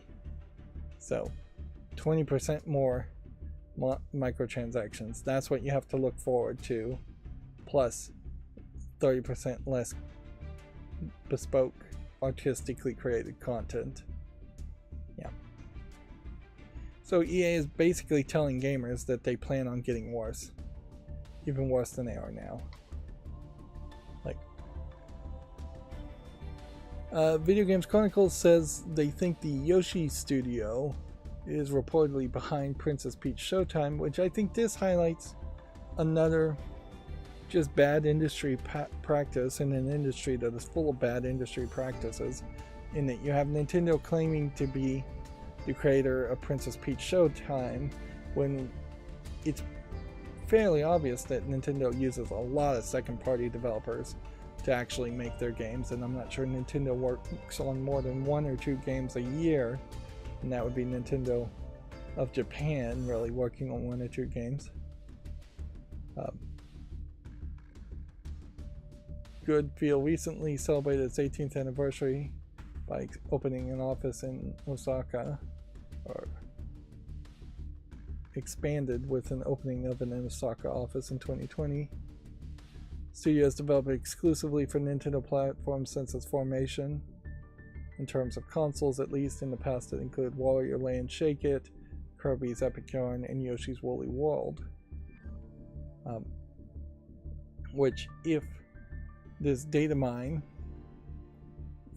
is to be believed, this data miner, Luigi Blood, is to be believed, then that probably means that Yoshi's Woolly World and Kirby's Epic Yarn type games are not coming back. Which, yeah, I guess that's probably believable. At least not coming back for a while. The IGDA has this join the game accessibility single idea group. What does SIG stand for? I would have thought it was whatever SIG stands for a hashtag GA Conference Europe, 2 days of talks and network exploring accessibility for disabled gamers, hosted by IGDA's Accessibility SIG London and online 22nd and 23rd of April 24, which that's a mouthful. But that's not really what I wanted to talk about, although it is very ironic here. This screenshot here is from the game Hue that I just played before I started playing Hand of Fate 2. That was the second to most recent game I played. And it's quote-unquote accessibility colorblind mode, which is being highlighted here by putting a symbol on the color selection wheel and then putting a symbol in the exact center of any object that happens to be of that color. At best, that system is a color assistance mode and not really an accessibility mode for colorblind people, and it doesn't really work that well. So if you're going to go and listen to a speech and they're going to point at this as a great example of a colorblind mode, they are off the rails. They are not hitting the mark at all. The problem with this mode, and you can see it even in the game itself, is that there are laser projectors that shoot lasers of certain colors, and in at least one spot the laser projectors are above the screen and you cannot see the symbol if you're colorblind. You will struggle if you're colorblind to see the black symbol on the dark blue here. And depending on your type of color blindness, you would struggle to see some of these other symbols on the colors. And this red box here on the side is halfway off the screen. So if you can't see the difference between red and black in this example, then you can't see this red block at all. It is just not a good system. And very much like there should be one uniform, universal API for a character creation in systems like Steam and Xbox and PlayStation, and modern versions and takes on things like Nintendo Mii's. There should be a universal API for colorblind and accessibility issues. Some of those things would be very simple. That the first time you make an account on Xbox or on Steam, it just asks you, are you deaf? Do you want subtitles? Are you colorblind? If you're colorblind, it may ask you a few questions to create what you would call a lookup table, and then it would shift the colors in that lookup table into different ways, different presets, or allow you to customize your own lookup table, so that in the case if you're colorblind and you can't tell the difference between when I was playing Hue, you need instant recognition in some places, so I was having some small bit of trouble telling whether I was supposed to go to the dark purple here or the light purple here. With a lookup table, I could program it to change this dark purple or anything within a range of dark purple colors into something completely different, maybe green, or maybe yellow, or maybe just pure white. And with a lookup table, you can merge two colors if that's going to work for you more, or you can just separate two colors more often. You can lower the number of colors with a lookup table, so instead of having 65 billion colors, maybe you lower it down to just a 8 color palette, even something as low as that. But lookup tables are kind of industry standard. You use them in things like open broadcast software for certain plugins. So, and you definitely would use them in Photoshop. So that is the real way that you would address color blindness, at the very least. Not adding symbols, which, by the way, the symbols mean nothing in the game. They almost certainly were just pre-made symbols that they purchased. So yeah, we continuously, I don't want to harp just on Hue, because this is a continuous problem that we're still seeing in the industry, is that you have a lot of people who want to make their games accessible and are just doing an incredibly crappy job in making their games accessible. They don't know what they're doing. They're offering things that are unnecessary, such as people using sign language in the corner when the game already has subtitles. There's nobody that would understand sign language, or far too few people that would understand sign language and not be able to read subtitles, which would say the exact same thing. And yet there was one game that implemented that and was patting itself on the back for that. And that may get us into another story, in that I suspect there are companies out there that straight up are being hired as consultants that are giving poor advice for accessibility. And that leads into, let me see if I can bring it up here, a story I've been hearing from a much more right-wing YouTube streamer, where there is a company called, I believe, Sweet Baby Inc., that is a consultant company. Let's see. Here we go. Let me bring up this page. I should have brought this up in general. So, my understanding, getting most of my information here from a more right-leaning YouTuber, so take it maybe with a bit more grain of salt, is that there's this curator who has a massive number of followers on Steam, Sweet Baby Inc. Detected, that is pointing out games that Sweet Baby Inc. from their own website have said that they've consulted on. And Sweet Baby Inc., the company, not this curator,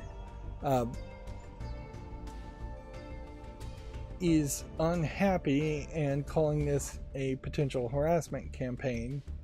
Dare have the gumption to have a group that would highlight certain games made with the consultation of a single company, which inherently this would just inform people overall.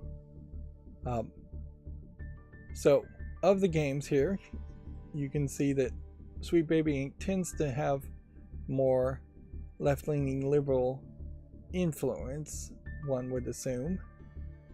But I don't think I'd inherently agree with just their reviews here, in that I think everything here is going to be not recommended. They're telling you specifically where these games are being recommended. This Tales of Kazurna Zau looks interesting to me. Neo Cab is rated very positively and on my wish list. This game's not out yet. Assassin's Creed Valhalla is mostly positive and on my wish list.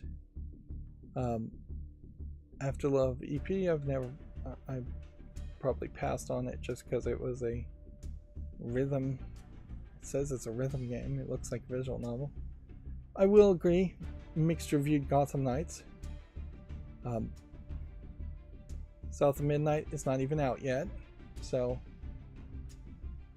not recommending a game just because that isn't out seems kind of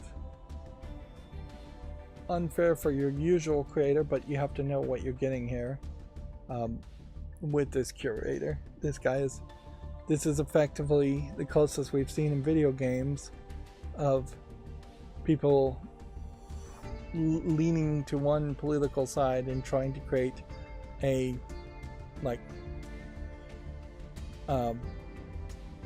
boycott of companies. Like, what is it, Bud Light was one of them that was boycotted. Kingdom 80s barely has come out and it's mostly positive. Shadow Gambit is overwhelmingly positive. Dungeons & Dragons Dark Alliance is mixed. Hyperlate Breaker is an early access. Let's look at that one. Breeze in the Clouds I don't think is out yet. Look at that one too. Goodbye Volcano High is very positive. Usual Chain I don't believe is out yet.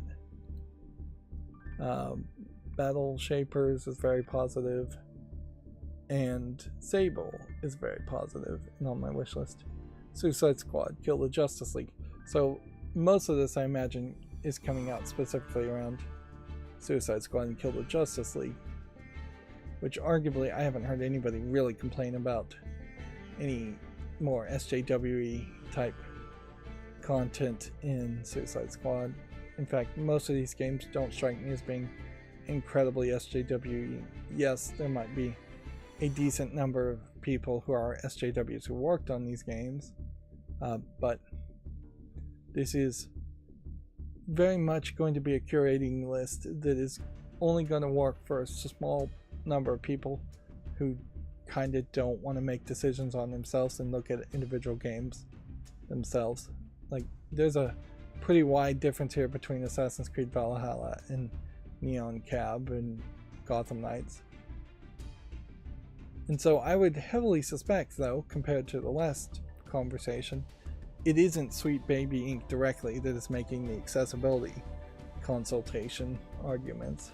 They seem to be mostly making just, you know, equality, feminist type arguments, things that might very well just be cover your butt stuff, where you have a AAA game developer or publisher hiring them so they can just blame Sweet Baby Inc. if they get canceled for doing something offensive. Almost certainly many people would argue that a company like Sweet Baby Inc. is taking the game developers' money for no good reason and not providing a good enough service for that money, which is then increasing the price of some of these games and the price of development of some of these games.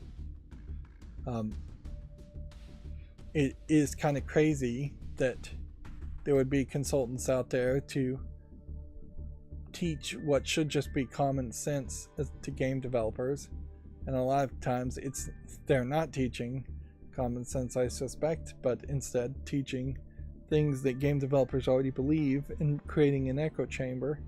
If anything, there should be a company that is just the opposite of Sweet Baby Inc., that is going to push right-wing agenda, more right-leaning ideals, and then you would just hire both companies and have them fight it out with their recommendations, and then ignore both of them and do whatever you wanted to do in the first place. I guess from an artistic creation argument, you could certainly say these kinds of consultants probably shouldn't exist at all, and the artist and the original intent from the artist should just be left alone, and they should just throw it out there, and if people react negative to it, so be it. If people love it, so be it.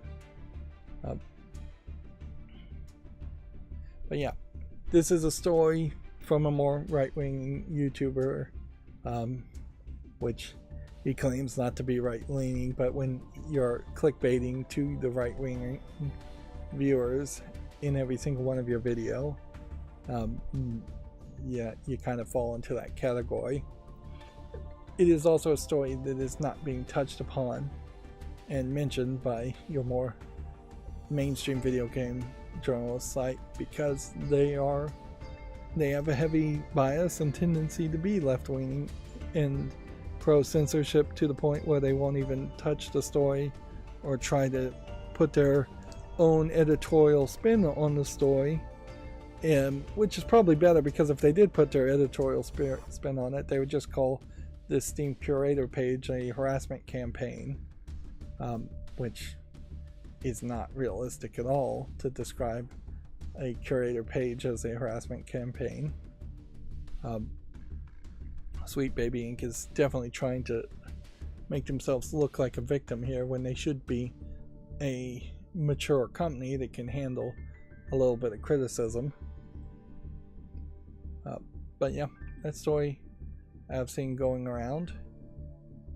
Yeah, looking at Hyper Light Breaker as one of their games. Looks very interesting, so I'll put it on the fall list. Breeze in the Clouds. It's not out yet, and it's already on my fall list.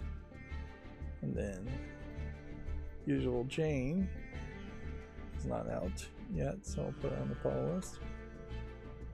Right. Let's see, we have a guy on the YouTube chat called NDA Aspirant that said, "Hello, bro." Hello, sorry it took me so long to respond. It's a kind of unique name, NDA Aspirant. Yeah. Let me check this before we move on and see if any refurbed game Steam Decks are available with the Steam Summer Sale coming around. Nope. Really don't think those refurbs are ever going to be a thing. I definitely have moved some tabs around, but here we'll go through the games that I'll make YouTube shorts around.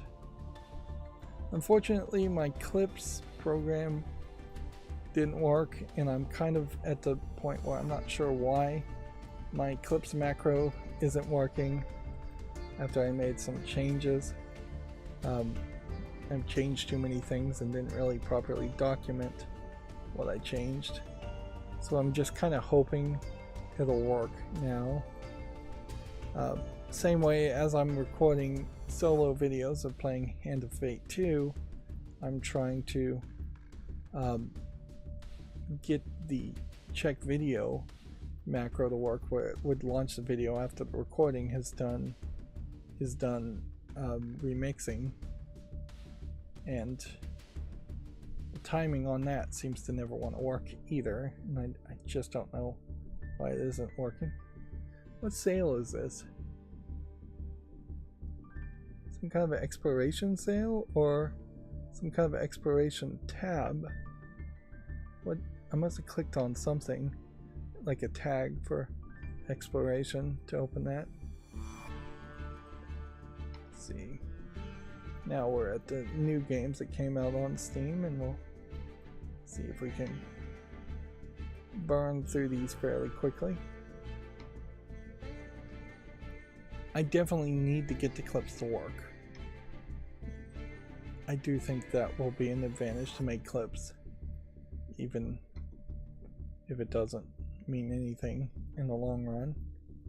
And then chapters also should be working, but neither one of those were triggering. First person experience of a man with ever advancing dementia. I feel like I've seen a game similar to this where it was based on somebody having dementia. Maybe that's a prequel to that game.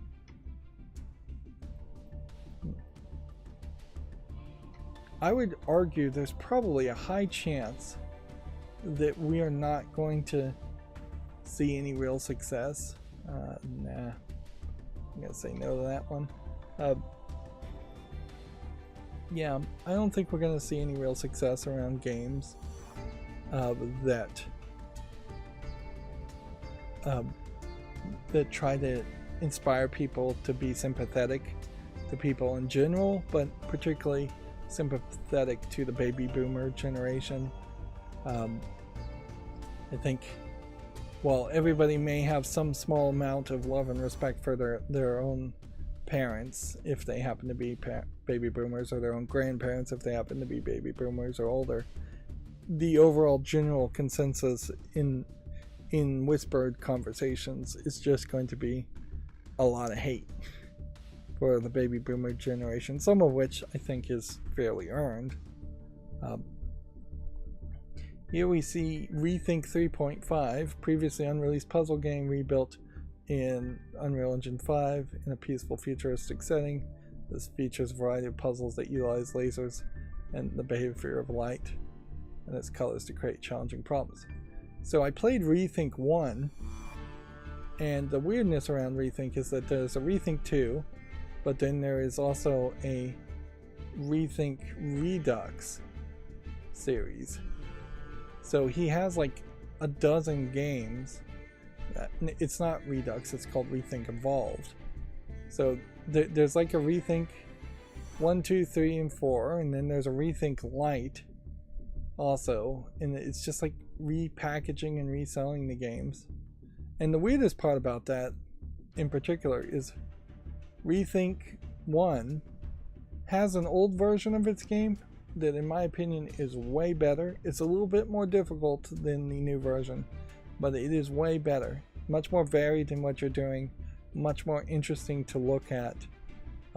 So it feels like he just George Lucas'd the original version of Rethink after some fan feedback, and so now I'm in this weird position where I kind of need to buy Rethink Evolved to see how much of a difference Rethink Evolved is from Rethink before I consider whether I should be playing Rethink Evolved or Rethink not evolved versions. And then Rethink Lite just confuses the issue even more.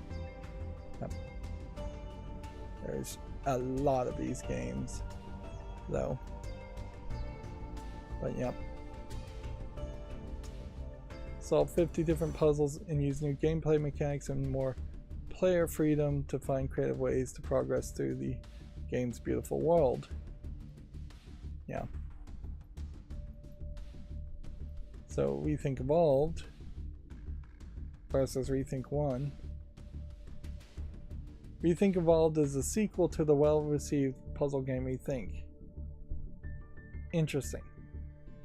So, as far as the description goes, Rethink Evolved is Rethink 2. Okay. Then, why is there a Rethink Evolved 2? I guess that would be the sequel to the sequel. But then why is there a Rethink 3? Or 3.5 at this point? It is the worst name confusion I've ever seen around the game. Rethink Like is a puzzle game that is a spiritual successor to Rethink 2 and features a variety of puzzles so it's a spiritual successor to Rethink 2. But then why is there a Rethink 2? It's so crazy. So crazy. It's like they remake and George Lucas the game every time. These games aren't expensive per se when they're on sale here. 99 cents, $1.99. Some of these later games maybe are overpriced a little bit. I don't think you really should be spending $6.29 or $8.49 for a game. But yeah, I've never been more bemused by Rethink, by any other company, any other game than Rethink. And weirdly,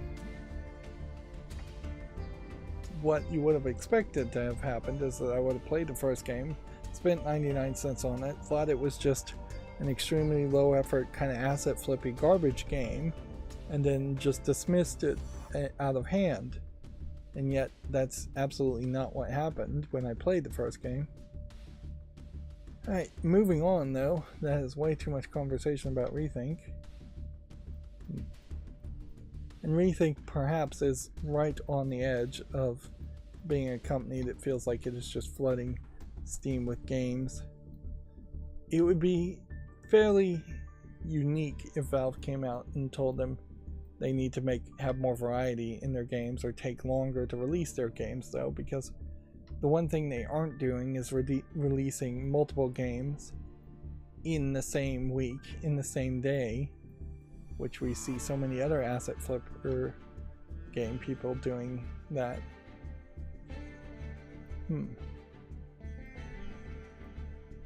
This is an odd animation style. You don't see this too often, so I'm going to give it a chance. Right then, that's absolute garbage in contrast.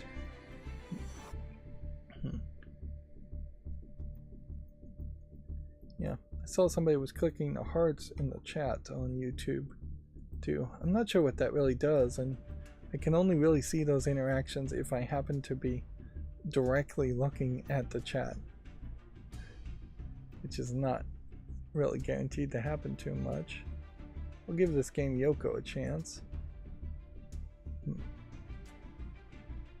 This game looks like it might be a little bit too much dark screenshot syndrome, too dark backgrounds. Yeah, but I don't know if somebody in the live chat pushing the heart button or thumbs up button or anything like that as far as reactions is telling the YouTube algorithm anything at all as far as whether people are liking the video or whether it should suggest a video to more people. This sad feeling I have around YouTube in particular is it feels like if you just occasionally paid a click farmer and a bunch of bots to view your video while it's live, while it's airing live, or in the first 24 hours, that would trick the algorithm long enough to make it then present the video to more people to get legitimate views. And even if they retroactively take away all the negative reviews, the effect is still done. And probably should be a better system to prevent something like that from being done. But I also kind of wonder if that isn't a large percentage of successful YouTubers out there are cheating. Yeah. I wouldn't be surprised if YouTube is very much like the professional sports that we've heard about in many cases, where everybody's cheating, everybody's on steroids, everybody who's succeeding at any level.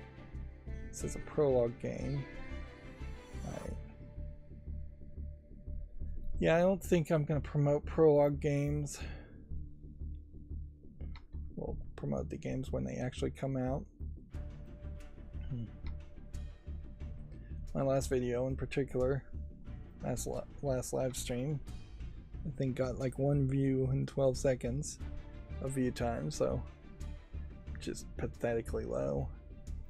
I never know how much of that is just due to the time I stream or due to random circumstances. I'll give this a chance. Or just, I mean, I don't even know. Outlast Trials. Interesting. I would have thought this was available a long time ago, but this must have just come out of early access. I think this is mostly multiplayer focused, and I definitely think Outlast as a series probably has run the course. I don't think anybody's really playing or talking about Outlast much in the past couple years, but who knows, it could have a resurgence. I had hoped that this Mud Runner game would have gotten better reviews, but at this point, with 449 reviews, I might as well take it off the follow list. I do think there is room for a Mud Runner game out there at some point, instead of yet another racing game, but obviously that didn't do it.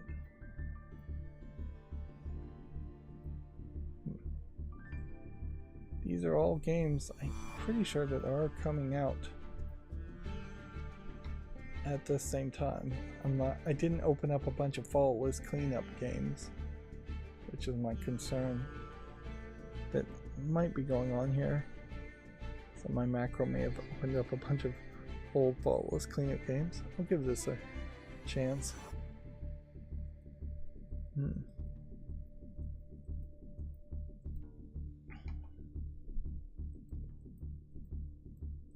Yeah.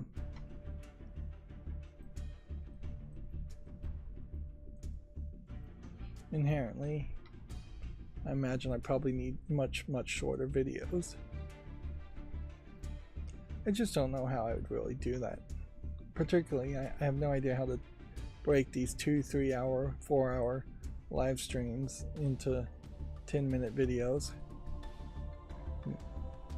You'd lose a lot of context, certainly, when you're just scripting for a 10-minute video instead of trying to actually have a conversation about video game news. And yeah, I can do clips from a longer stream, and that's my attempt to make shorter videos. But even in the clips, by reading headlines and not really commenting on them, I'm leaving out context in favor of making piffy clips. Do I want to say yes to this Tetris with cats? No, I don't think so.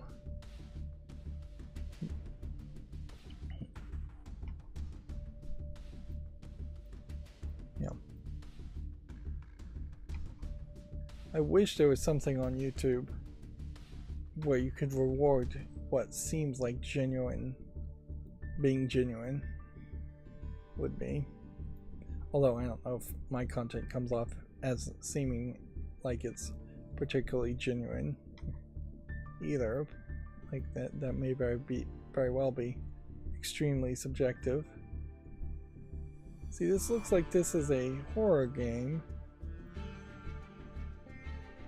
and yet then you just have this character out of nowhere. I'm gonna give this a chance. First person exploration game. Does it require VR? No, doesn't even support VR. Heavy Storm Prologue again. I'm not willing to promote Prologue games just because there's so many YouTube shorts I'm making. YouTube shorts are still succeeding fairly well for as little effort as I have to put into them. But this is weird. I want to see if there's a DNA episode 2 or 1 from this developer. Let's see. DNA episode 2 has 1 user review. I mean, episode 1 has 1 user review. Episode 2 has no user reviews. Episode 3 is out. All these games coming out incredibly close to each other, too.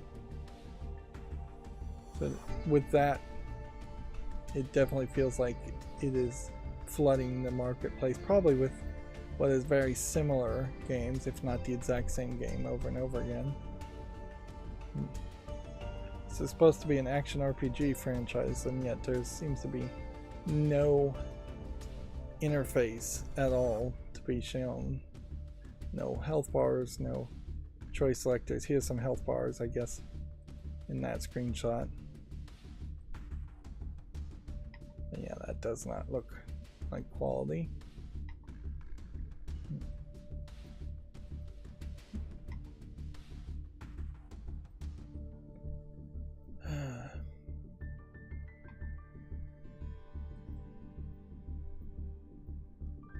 I guess the best advice I could ever tell anybody who wants to be on YouTube is you better be independently wealthy or in a very weird situation to do YouTube, and you better be willing to do it for probably over a decade without making any money at all,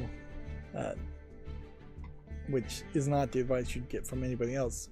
Other people would probably tell you to try it for a year then give up, which is about the same advice anyways. Hairdressing simulator, that's something I would like to see done well. Unfortunately, it's already mostly negative. It would be difficult, certainly, to have a hairdressing simulator game and have all the hair act and react correctly. And of course, there's the danger of a hairdressing game being given to a kid and then the kid trying to cut their own hair, which nobody can cut their own hair good. It just will never work. In the same way that nobody can replace their own kidney.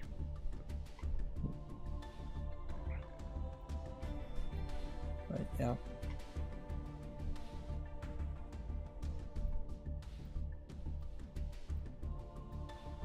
Expect failure, I guess that's what I'm saying, as far as if you want to be a YouTube content creator.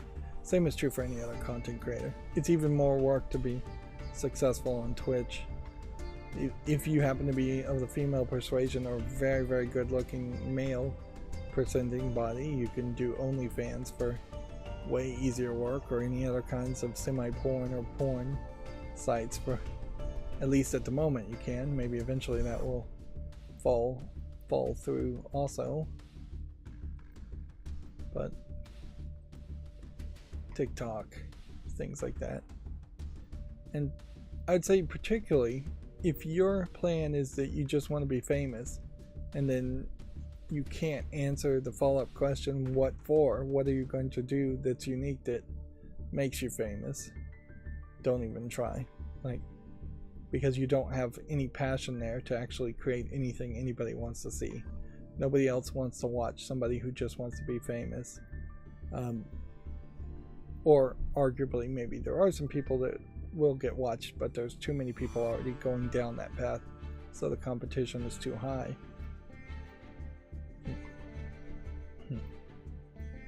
And frankly, if you want to be famous and you have no other passion beyond that, you're gonna have to do something fairly illegal or fairly immoral to become famous at that point.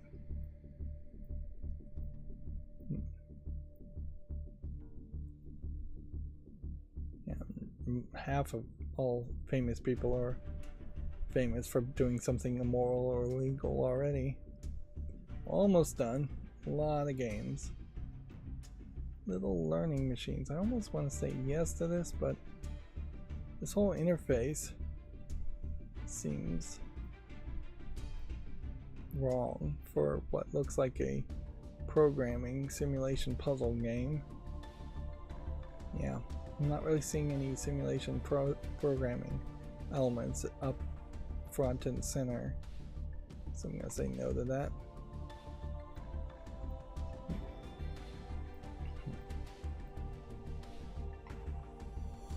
What you can do on YouTube still, and it's surprising that YouTube lets this happen, and I imagine they will eventually crack down on this, is you can use your own YouTube channel to be just a private collection of private videos as a video diary or something like that, and just like never publish any of the videos at all, and just have them uploaded for your own use.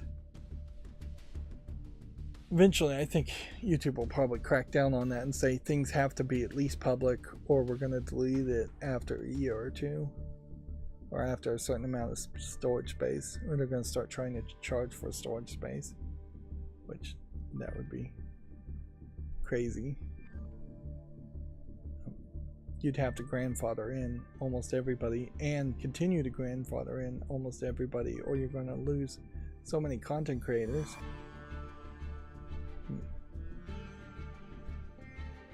I can't even download the backups from my YouTube channel because there's too many glitches in their process. I guess I'm gonna take just a little bit of a break before we start going through the headlines. So I'm gonna pause the video and be right back.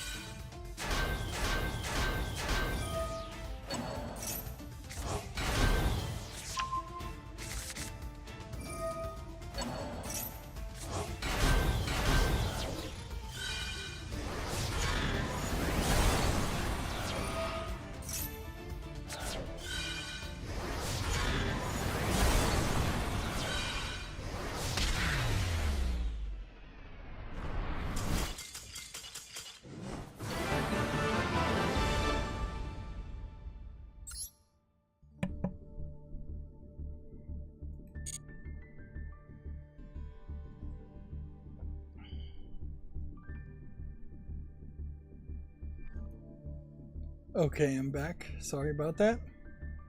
So, yeah. Well, on SteamDB here, trying to look and just keep appraised of what games people are playing.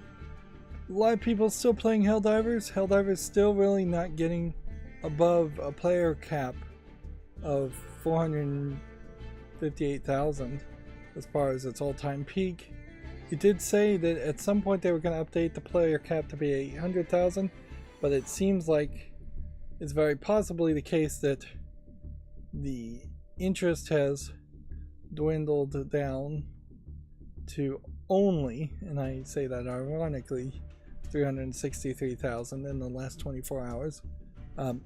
Yeah, seems like had on day one Helldivers, had they had twice as many servers and twice as many players playable, people would have played it for those first couple of days, but then by the first couple of weeks it probably would have also dropped down to about the same amount of time.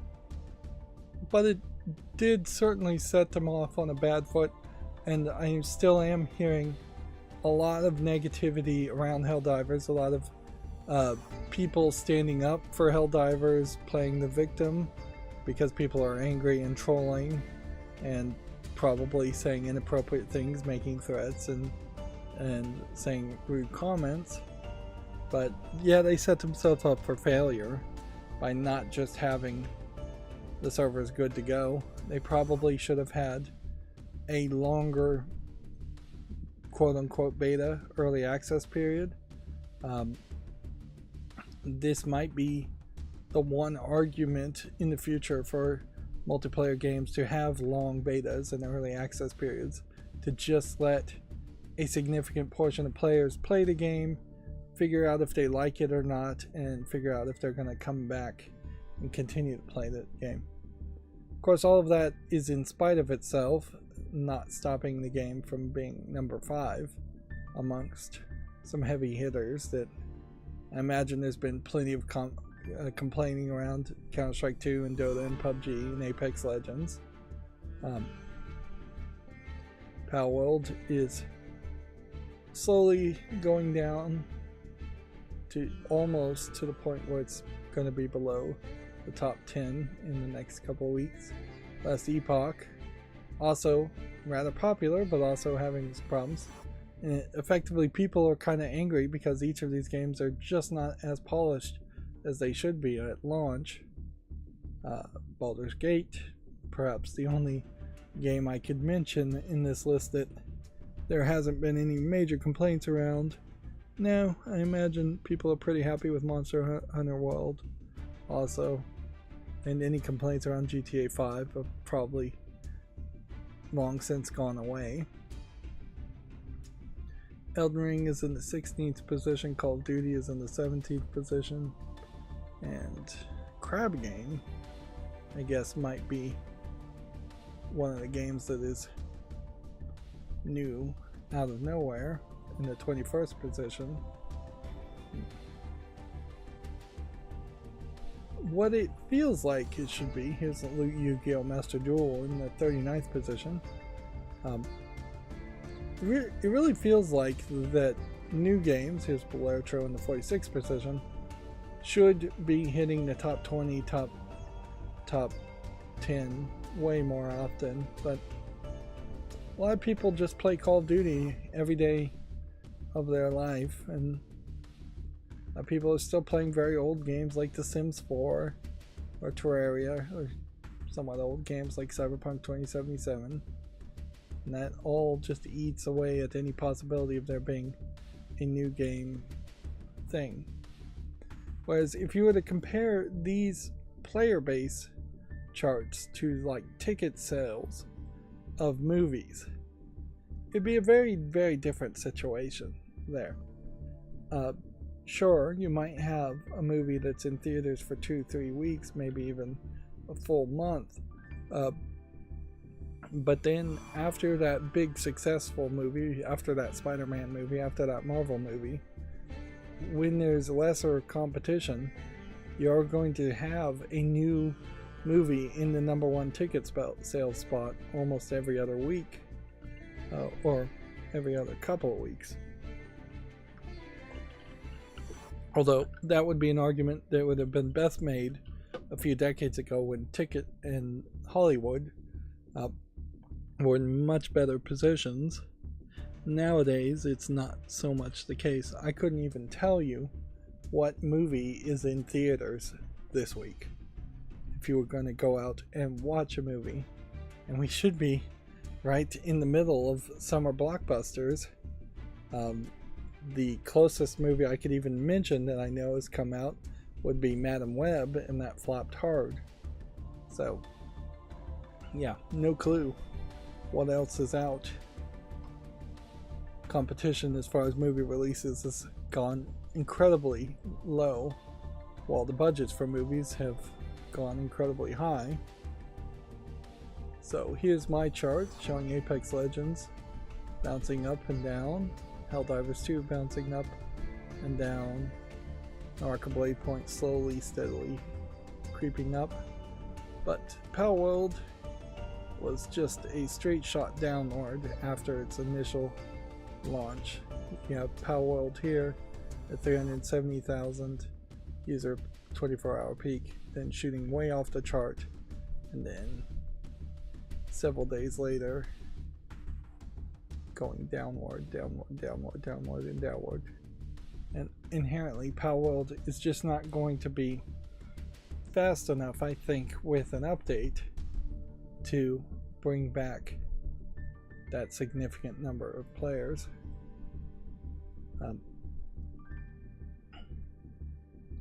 Not really seeing anything else here, except for Last Epoch is the one game that's somewhat new and it's going a little up and down.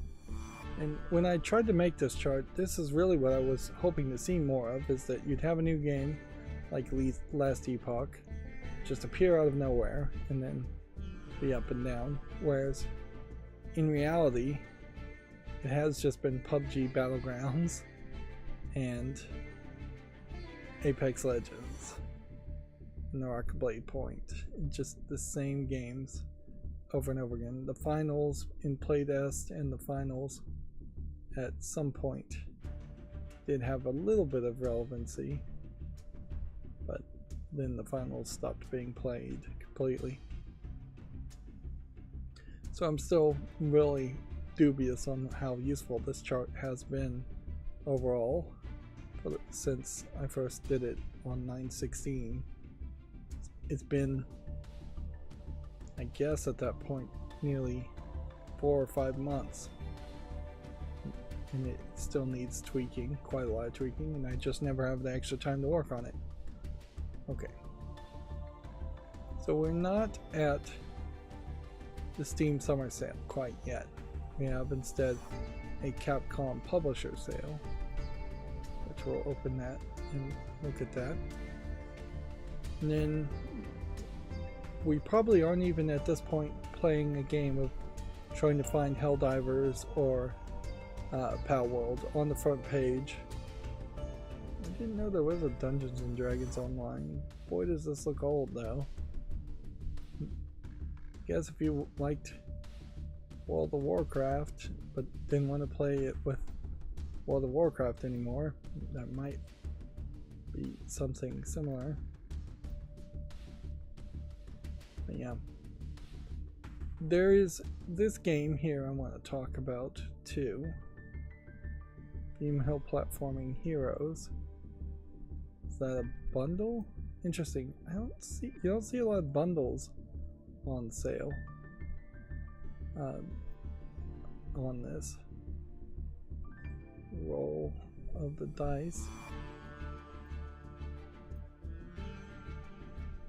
Traveler's Rest. Alright, well, probably not going to do anything with Traveler's Rest. It does too much look like a Stardew Valley game for my taste. So you have a Roll of the Dice Tabletop Festival, which they are promoting, I guess, a lot of games that have Dungeons and Dragons dice rolling type mechanics, although dice rolling type mechanics exclusively may just be the case, because that doesn't inherently have to fall into Dungeons and Dragons. And they're promoting games that aren't even on sale. And then apparently they're going to do some live streams. Yeah, Steam definitely is trying to lean on game publishers and developers to do live streams to promote their games more, which does make some sense. Here we have a lot of games that are coming soon that have some kind of dice mechanic in them, I would assume. Let's see. Featured demos, getting special advertisement and promotion. And then controller support is interesting because, yeah, if I am going to play a dice game, I don't really see a reason to not be able to use a controllable. And then playable on Steam Deck seems to be another thing that's being promoted, which is also a very valid argument to make. Certainly is that there really is no reason, if it is a dice tabletop type game, that it wouldn't be playable on Steam Deck. That is something that Hand of Fate 2 kind of struggles with, I think, being an older game that would have been before Steam Deck came out. The cards are not depicted particularly well. The entire environment is a little too dark. Yeah, if I could really afford something, I probably should buy these Resident Evil games. It's been a long time since I played a new Resident Evil game, Village or 7. Steam Deck OLED, I would assume, would be advertised if it was on sale. And during the summer sale, it may not be on sale either, so it's a much easier decision not to buy a Steam Deck OLED model if it's in no way discounted during the summer sale. But then that also would bring about a question about when would you guess? When did this come to Steam? This is the second game I have seen on Steam. These all must have just been released, because that's a lot of games that I know I'd want to buy and would have wanted to own. Yeah, Steam Deck starting at $349. You should look at WWE 2K24 and see how people are receiving that too. This is probably one of the newest games to be released, and it's not getting much coverage. Probably doesn't really deserve that much coverage.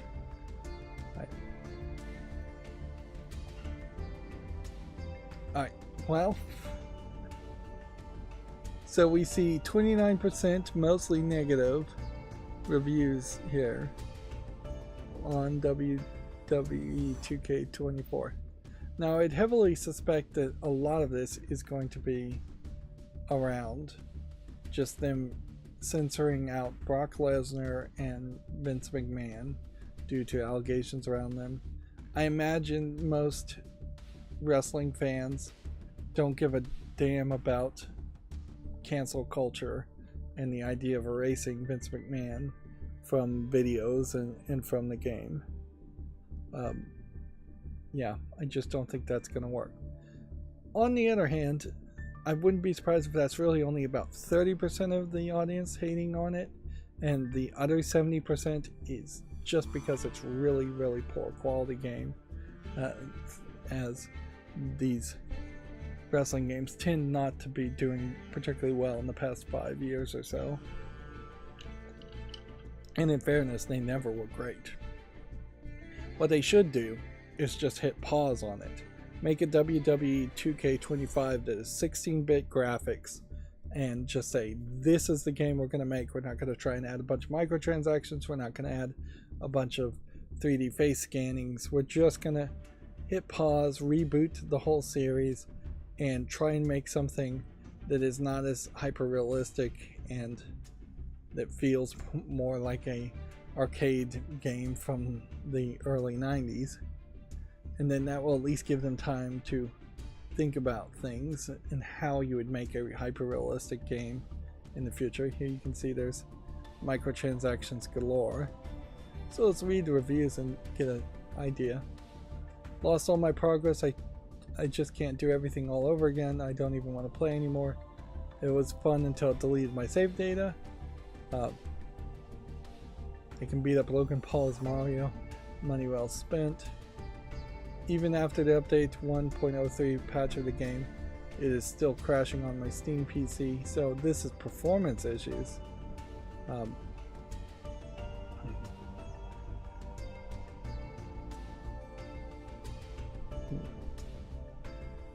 Performance issues. Can't access DLC I paid for. Servers are dumpster fire. EA progress got wiped when the game fully launched. Just continue to disappoint every year with a game that should be a slam dunk. Interesting. Not a single comment on Brock Lesnar or Vince McMahon being removed. Interesting because in particular, this is where Valve might have thrown them a bone and said the game was being review bombed for the fact that they have censored Brock Lesnar and Vince McMahon out of the game, but nope. It is 100% 2K just doing a terrible job.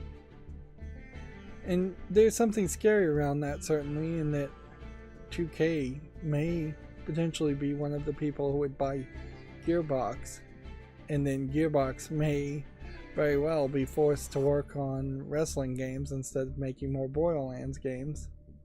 That would be a really dumb decision on 2K's part, but I wouldn't put it past them to do something like that. And Gearbox may be fairly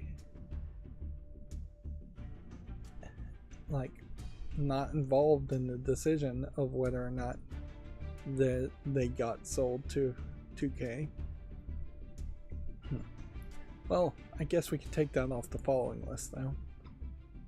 But yeah, when was this released? It says March 7th, 2024. So I know some Command and Conquer games have been in the past on Steam, but apparently EA, not to be confused with 2K, although the two games are fairly similar, has released a massive amount of old games here. I'm pretty sure I own some of these already. The Red Alert series and Tiberian Twilight, but don't own the first game, don't own Red Alert 2.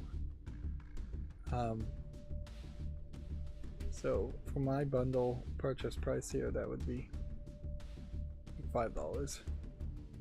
Probably $5 worth spending.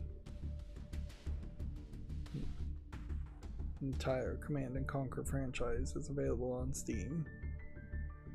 Now, in the case of Command and Conquer in particular though,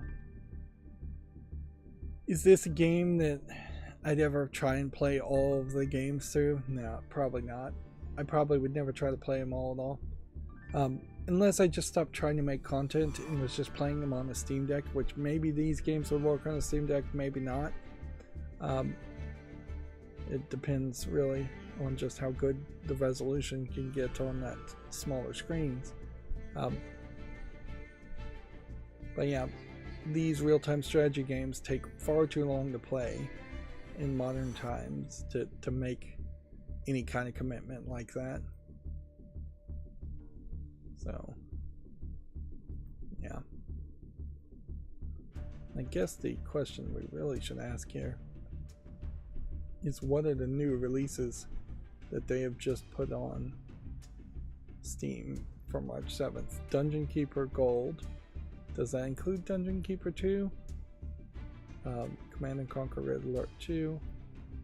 I'm just gonna add things to the wish list from here.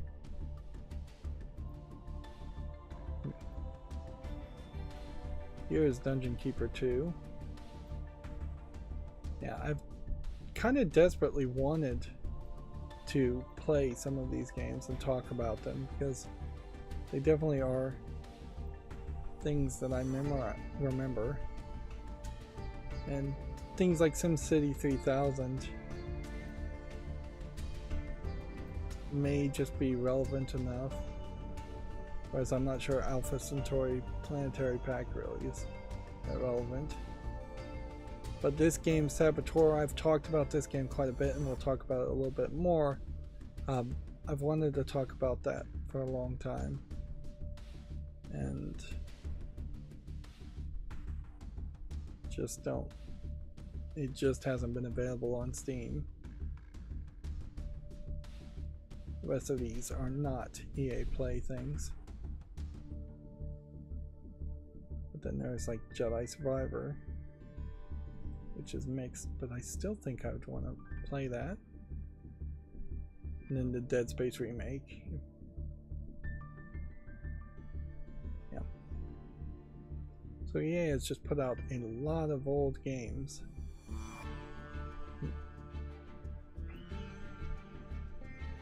So, yeah. So Dungeon Keeper Gold. Definitely would like to play that and talk about it. Now, my nostalgia for this game makes me remember the visuals way better than they actually are, and there definitely should be remakes and remasters of these games on Steam.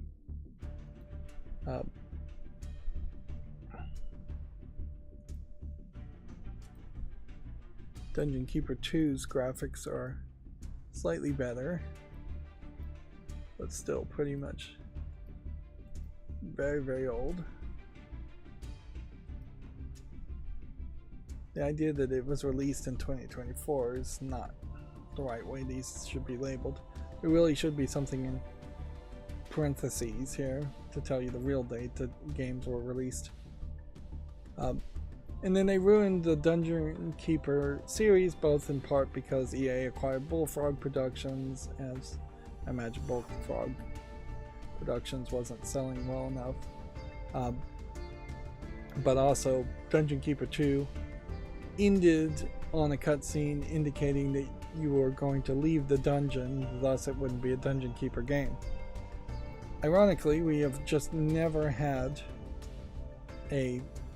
another, this is a tough sell, mixed overall reviews. But yeah, I'm gonna just make an exception and put this on the wish list. Although there is just a possibility that the Star Wars Jedi Survivor series may come and go before I get around to it.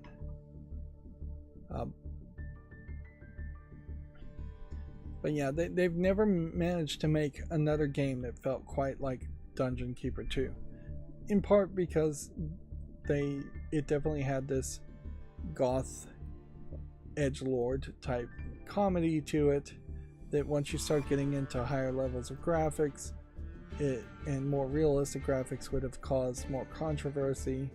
Here you can see a dominatrix type lady. As soon as you start to put her in higher resolution graphics, that's going to be a little bit more adults only type games, and the actual gameplay itself I don't think has evolved at all for the 2 or 3 people who have tried to make Dungeon Keeper spiritual successors as a real-time strategy game where it is about base building. That there really hasn't been a lot of desire around those types of games. Here you have a huge bundle of female platforming games, most of which are on my wishlist, but that bundle at $90 is asking quite a lot. Let's look at the games that aren't on the wish list.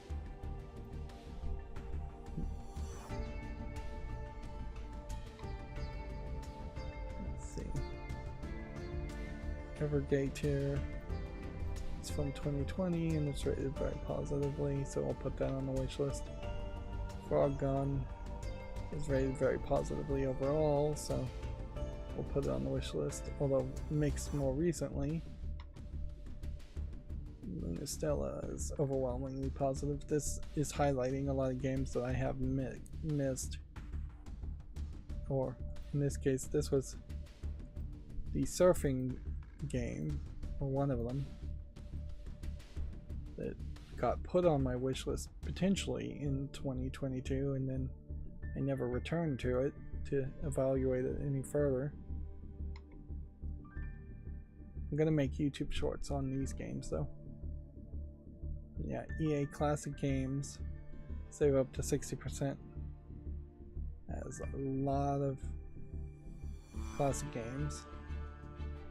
I want to talk about the Saboteur. Dungeons and Dragons Online from 2012. Free-to-play game with in-app purchases MMO. Well, I'd never actually play an MMO. And the other Capcom things on sale. Let's see if there's anything else here that catches my eye. There undoubtedly are some Capcom games here, but I think they are the same old Capcom games that already would have been on my wish list. This looks like this is not on my wish list, but Mega Man collections for Battle Network. Check out some of these. Plenty of Monster Hunter games. I definitely would have to pick and choose as far as what Monster Hunter games. And I thought one of these Devil May Cry games was taken down out of the blue, which would be kind of crazy to have it on sale. I'm not sure I'll ever get around to covering Dead Rising as a series. It's probably a series I should try, particularly at like $5. But yeah, Dead Rising games are kind of long time commitments. I'd prefer to play something like Okami first. Maybe at some point I'd get around to the Lost Planet series. Lost Planet 1 here, Lost Planet 3 here, Lost Planet 2 nowhere to be seen.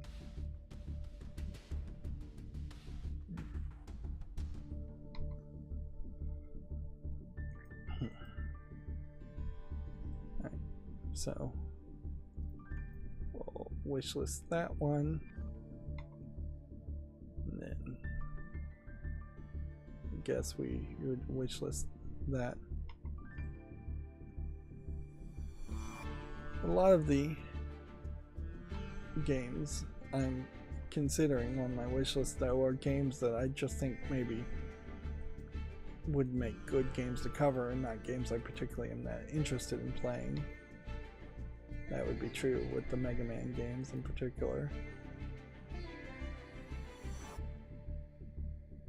This is DLC. It's just a soundtrack. So they were promoting a soundtrack there. Okay. So I guess I'm just gonna have to click on the Saboteur to get to the Saboteur. I thought I had already opened that, but maybe I did it on a different tab. So, the thing I really liked about the Saboteur, and it's a shame they have not made a remake on it, is that it is effectively an Assassin's Creed game set in a somewhat modern time. You are in France during Nazi occupation, which I imagine was a real time. There may have been a black and white mode on it or some kind of black and white effect, but I don't think you spent much of the game in this black and white section, although maybe that was before you climb towers to reveal things. It is also somewhat Far Cry-esque in that you're climbing towers to reveal more elements or free more areas. It very noticeably had actual like cabaret girls with actual toplessness, well, animated 3D CGI cabaret girls and with 3D CGI toplessness in it, and that was sold as extra DLC and then they took down the servers and took away that DLC and effectively censored the game. Although, in fairness, that content, that extra content, really didn't play any big role. The fact that it is rated here as immature with nudity and sexual themes makes me suspect that the DLC content is now just integrated into the game and not being sold as DLC. It was sold as DLC through the Xbox 360 when I first played this game, and that may very well have just been a way of having the game on store shelves without Walmart being upset. Although there may very well have been some controversy around that back in the day. There really wouldn't be that much controversy. What I'd want to see here, in particular as far as curators, is if the Cut Content Police curator had anything to say about it, but doesn't seem like Cut Content Police as a curator has posted a review. It is certainly a game of its time, and so if they were going to remake it, it would make you just have to basically reboot it. But I think as a series, it definitely had more potential than it was given, and as a competitor to Assassin's Creed, it should have been given more of a chance. Whereas what happened is Assassin's Creed just managed to have all the success for that style of game with no clones and no competition at all, which eventually led to Ubisoft just getting stagnant in their designs and making alternating good and bad Assassin's Creed games made by their many different departments and internal development teams. And then eventually you just have games like Black Flag, which are very popular but so far away from the original artistic concept of Assassin's Creed that it shouldn't have been called an Assassin's Creed game. And then you have Assassin's Creed Origins and Valhalla just turning it into an RPG game that is just completely different from what Assassin's Creed games were in the first place.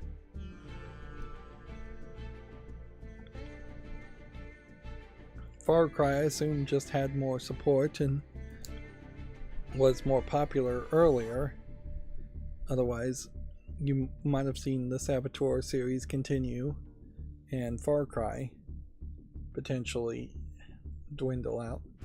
And we still, at this point, probably should see something like that, where Far Cry dwindles out for a more interesting story around the Saboteur. I don't know if there's anything else particularly more to say about it, but it is definitely a game I would want to show off. My only real concern now with all these games on Steam coming from EA would be if the games would disappear or go away, and I just don't imagine that's really going to happen anytime soon. We've seen very little of that on Steam, where somebody lists a game and then delists it, or lists a game, then delists it, and then relists it. If anything, this is probably an indication that EA Play is going to be abandoned in favor of Steam by EA, or EA's own launcher at least is going to be abandoned by EA. Maybe EA Play as a service will be kept around. Alright, let's go through the headlines now. All the Video Games Chronicle headlines, fingers crossed this actually works to make clips. Probably won't, since I didn't change the coding as far as I remember. The funny thing is, I could have changed the coding on Wednesday after the stream and just forgotten about it. That's very, very possible. Microsoft says Russia's state-backed hackers have accessed its source code in internal systems. Helldivers 2 was the UK's best-selling game in February. Warner is setting expectations for Hogwarts Legacy's free summer update. Details of the Epic Games Store's spring sale have leaked. Let's see. Do I care at all about the Epic Games Store's spring sale? No. But if it's happening March 14th and run for 2 weeks, then either the Steam Summer Sale is going to happen before March 14th and run for at least a week, or after the 2 weeks of the Epic Games Store sale. I mean, they could overlap, and Steam wouldn't really suffer from that at all. The Epic Games Store would suffer exclusively. But yeah, it's not inherently good for the gaming community if two major game stores, or one major game store and an aspiring competitor in the Epic Games Store, are having overlapping sales. Plenty of other third-party, very small key sellers, stores, and stores that will also have overlapping sales that don't really matter. Fortnite Chapter 5 Season 2 Myths and Mortals have been detailed. Dragon Ball creator Akira Toriyama has passed away. Capcom has released a Dragon's Dogma 2 character creator tool. Brothers: A Tale of Two Sons remake drops as low as 454p on the Xbox Series S, an analysis finds. Spider-Man 2's latest update accidentally unlocks debug menus which list potential DLC. Insomniac says a fix is coming and using it could corrupt your saves. Yeah, I'm sure that's what they're worried about. Ubisoft's Valiant Hearts sequel is out on consoles and PC today. Wasn't this a game that was originally for like Apple Arcade? No, it was a mobile game for Netflix on cell phones. No Steam link there. Maybe Komatsu will give me a Steam link. Spider-Man 2's New Game Plus update is now live.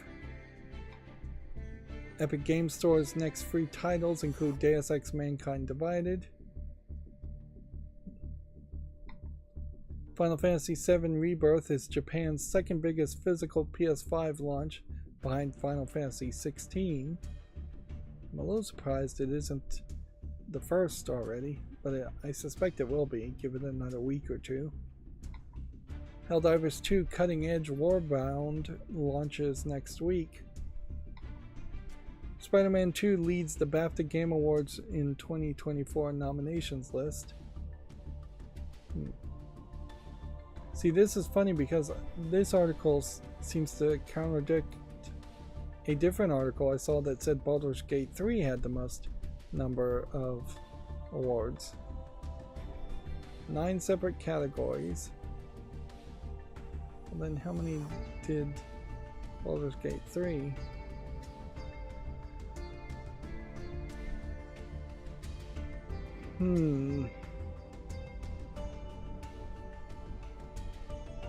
Somebody got their information wrong here. Both things cannot be true.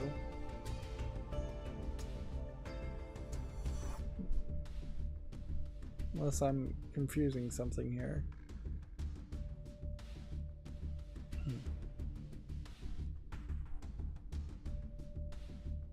Well, I am confused, and I guess I'll have to leave it at that. EU says it's investigating why Apple terminated Epic's developer account. EA says Apex Legends will expand beyond the traditional Battle Royale universe this year.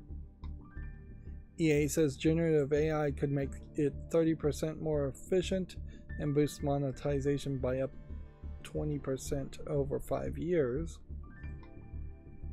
Yoshi Studios reportedly behind Princess Peach Showtime. Princess Peach Showtime demo is out now for the Nintendo Switch. Xbox Partner Preview featured brand new titles plus gameplay and release date reveals. Epic says it can't bring its product to iOS as Apple has terminated its developer account. Final Fantasy XIV's full release on Xbox is coming this month. I need to think about if I have a way of moving the tabs around there.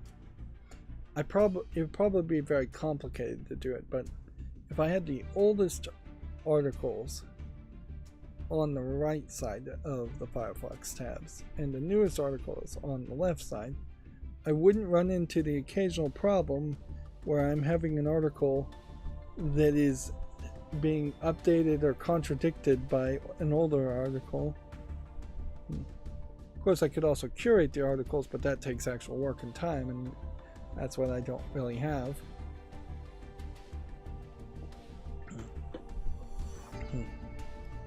Alright, let's go through the Gematsu articles now.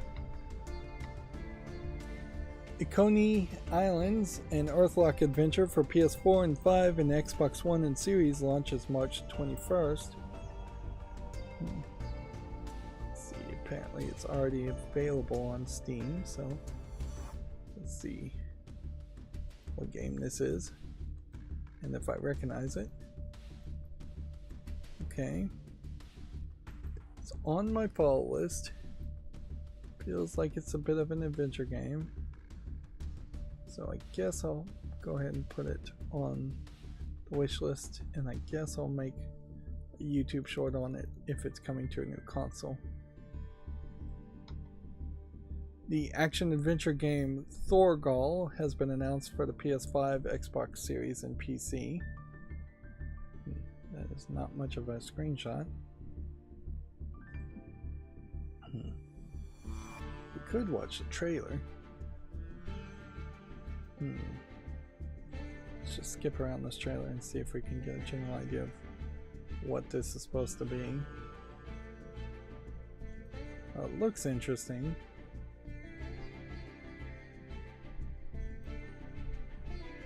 But it is definitely more of a teaser than anything else. Let's see, what is this character? Let's see. Leather-bound female adventurer. And see, in these kind of leather-like clothing, this could be modern time clothing, or this could be set in the past or in an alternate universe. You just wouldn't know. Where this outfit screams past Viking-esque. Yeah.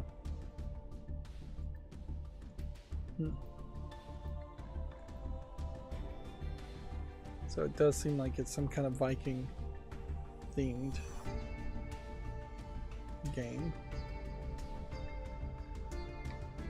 Moving on, the sci-fi fantasy Souls-like RPG The Night Wanderer has been announced for PS5, Xbox Series, and PC.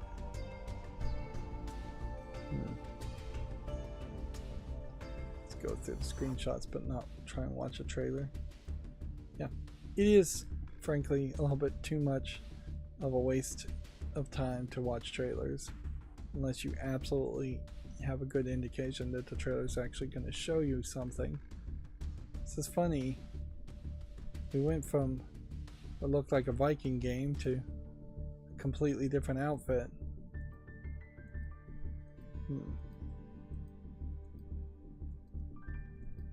So it seems like it's part sci-fi, part Viking. That would be very much some Too Human vibes. Talk about another game I'd love to cover, but I think legally there's no way that game would ever be allowed to exist.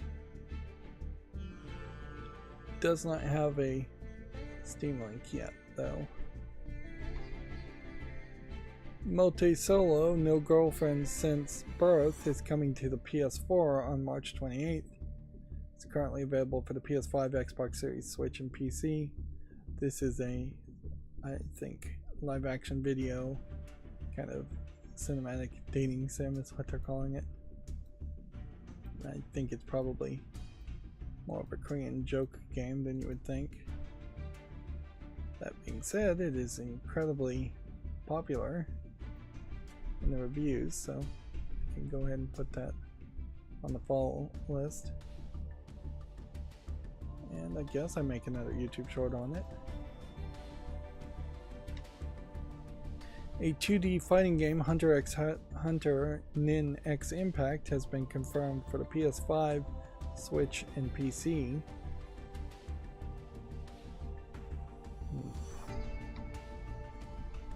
Gummy is developing a JoJo's Bizarre Adventure mobile online game. Not a lot of details on that article. PlayStation Japan Play Goes On lineup video is available to watch. It's always interesting to watch the PlayStation Japan videos and promotion of games compared to the Western PlayStation advertisements and videos. They're very, very different. This video features Rise of the Ronin, Stellar Blade, Unicorn Overlord, and more. Stellar Blade in particular is a game I'm keeping an eye on, and it almost certainly won't be promoted in the same way or as much in the West as it is in the East. Tokyo Xanadu new project announced for console. So, not really sure what to take from that. There's probably an anime or manga called Tokyo Xanadu that I'm probably not familiar enough with to know what this is all about.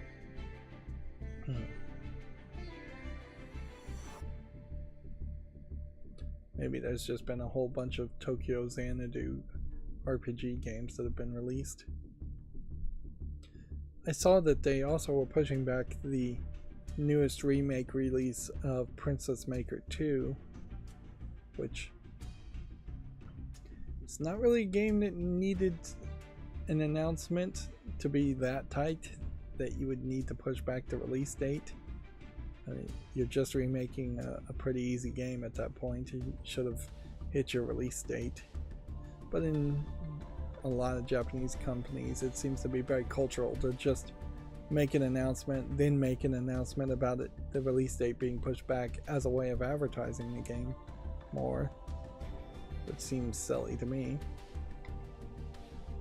Fortress S is coming to the PS5 on March 28th.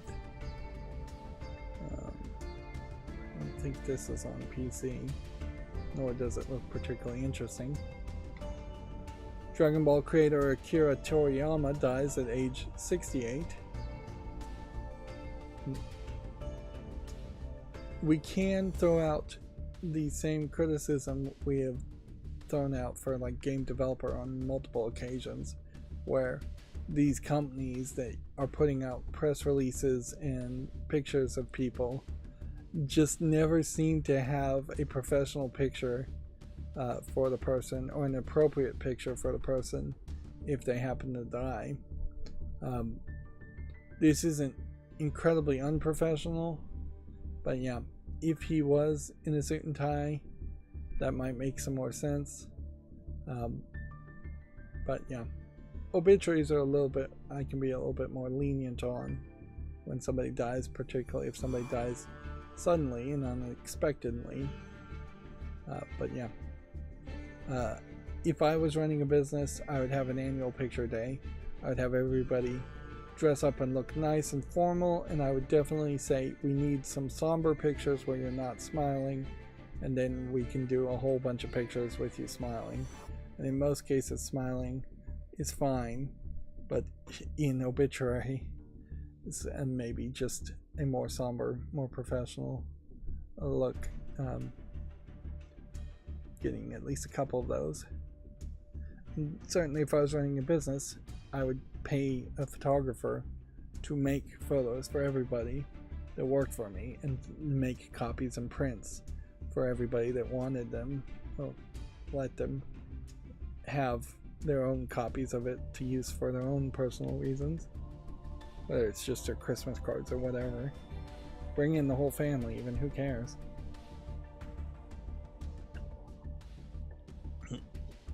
I'd probably spend the entire day just having a picture day.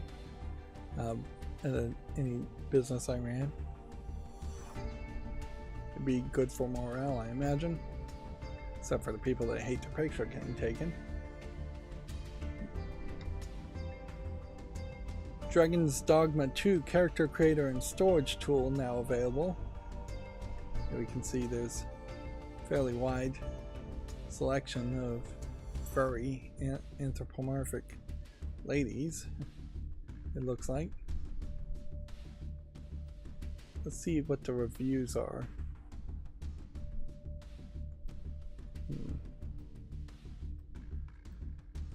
Yeah.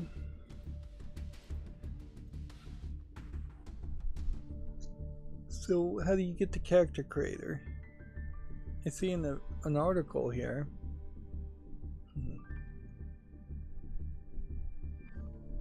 But it doesn't seem like it's DLC.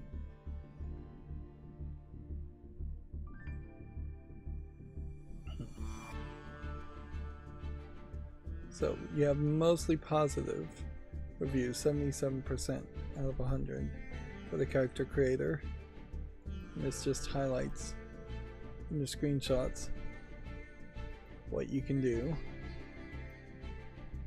Particularly in the Unreal Engine, these sliders and these elements are fairly connected and similar to in every game from the Unreal that are made in the Unreal Engine. So like it is fairly crazy that there isn't just one character creator to rule them all for every Unreal Engine game.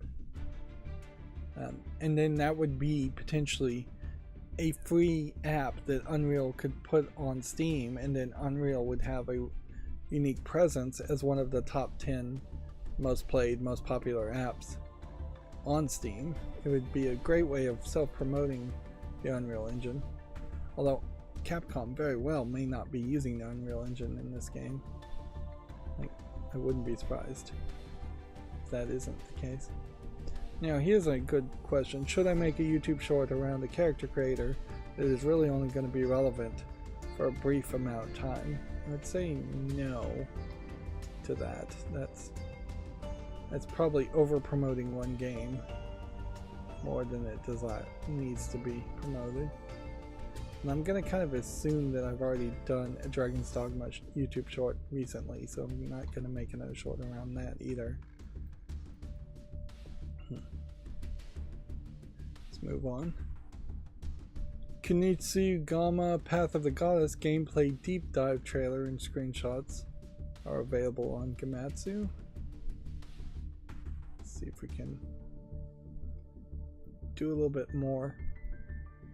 Yeah, one of the things I've probably been screwing up on in the past couple weeks is when I'm reading these headlines, I am kind of going into just automatic mode and reading the headlines without actively trying to look at the games myself and try and evaluate the games myself to some level. I kind of feel like I remember a game like this, and this must be that game. It just feels like they've maybe polished up the visuals a little bit more and as it gets closer to release. Princess Maker 2 Regeneration has been delayed to July 11th. Now this is an interesting choice as far as the screenshot that they've chosen for Princess Maker 2, because almost always in Princess Maker, since it's a daughter raising simulator, they show the daughter in her youth in forms, not in what would be probably an in-screen form at this point where she's fully grown up. But maybe that's a hint at a new emphasis in particular, is that they are trying to, with Princess Maker Regeneration, overemphasize the parts of the game you see the least of, which would be her in her older forms. I mean, this is closer to preteen teenage forms. But yeah, you mostly kind of see her like that. And they've made, I guess, full-on new animations for every section and every activity to interact with in between the very static strategy RPG elements that you're mostly doing. And then notably they're showing you all the stats in the game that will get you different endings, so it would be less work to follow a walkthrough to get a certain ending. And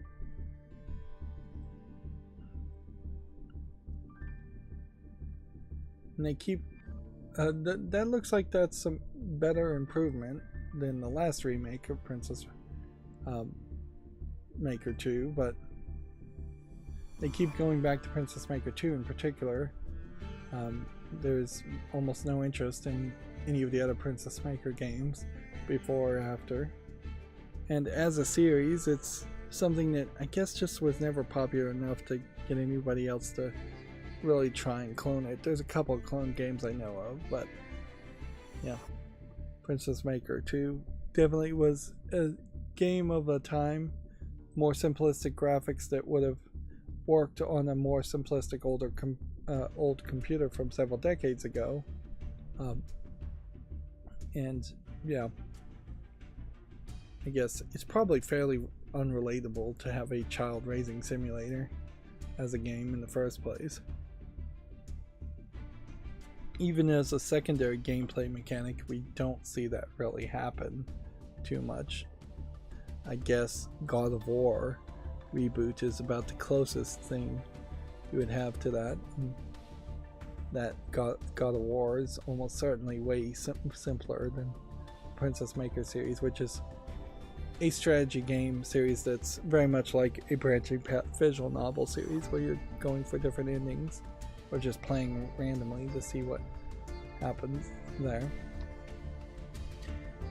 A Mare Zone, the Explorer's Legacy remake, has been announced for PS5, Xbox Series, and PC.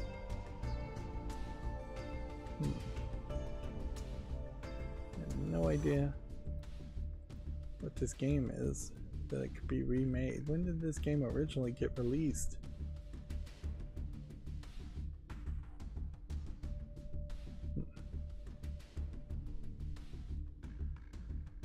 Came out in 1999.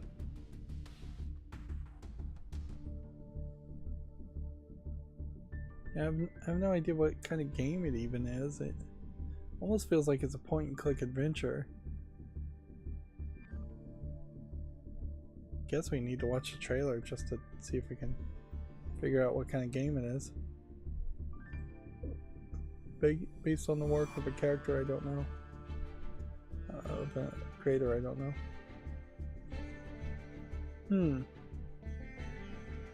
Well, it looks very pretty, but it also kind of feels like it is a point and click adventure if you were going to make something like a point and click adventure game in modern times.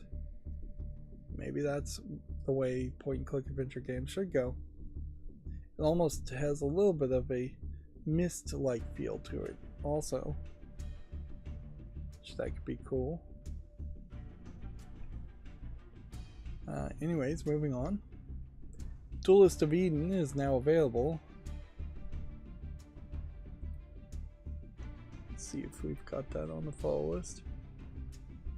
Nope. We'll put it on the follow list. Hello. Yeah, I want to think about it a little bit more, even though it's already rated very positive and has over 30 reviews, which would mean I should really just put it on the wish list. I'm not 100% sold on these visuals.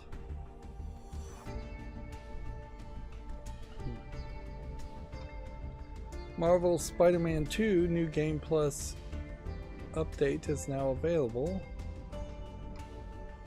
Rise of the Ronin Developer Diary Chapter 3 The Cause is available to read or view on Gamatsu. Outworld 2 has been announced for consoles and PC.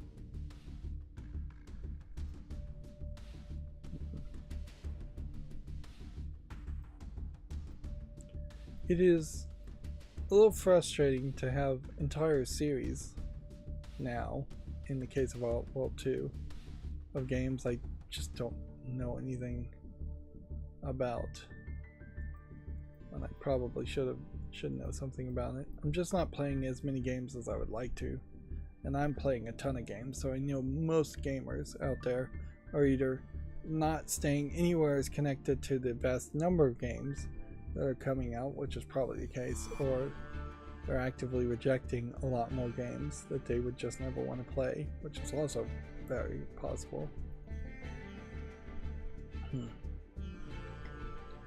9 Dots Publishing and Ever Curious announced a post-apocalyptic survival game called Witherbloom for consoles and PC.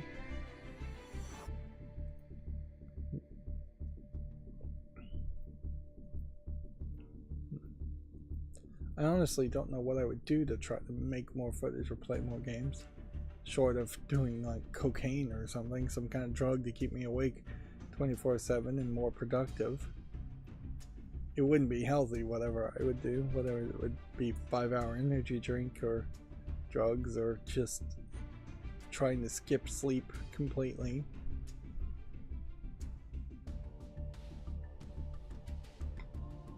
Nine Dot Studios announced a grid-based roguelike game, Lost in Prayer, for PC.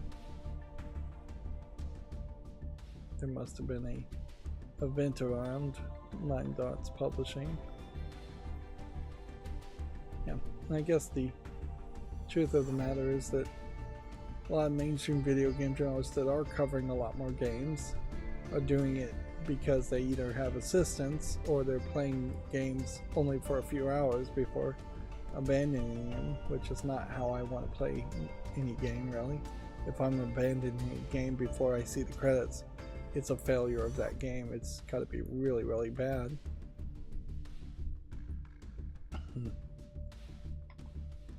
Vindictus Defying Fate public pre-alpha playtest set for March 13th to the 18th. Pixel Share adds a PS5 and Switch versions. Opening a lot of tabs today.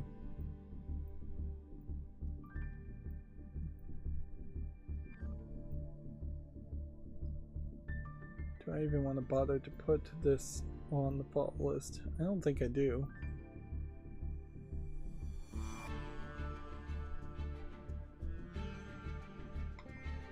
Sunsoft and Engo announced a colony simulation tower defense game, Ark of Sharon, for PC.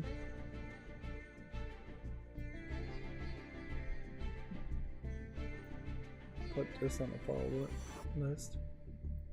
Although, still really may not be my type of game.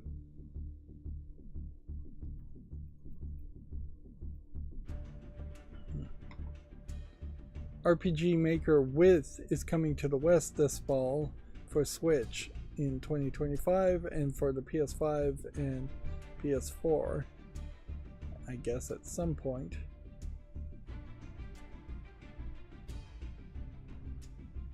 I guess With has some kind of co-op abilities where you can share assets and unfinished projects to create games together, which at the end of the day you're still going to be creating RPG Maker games together.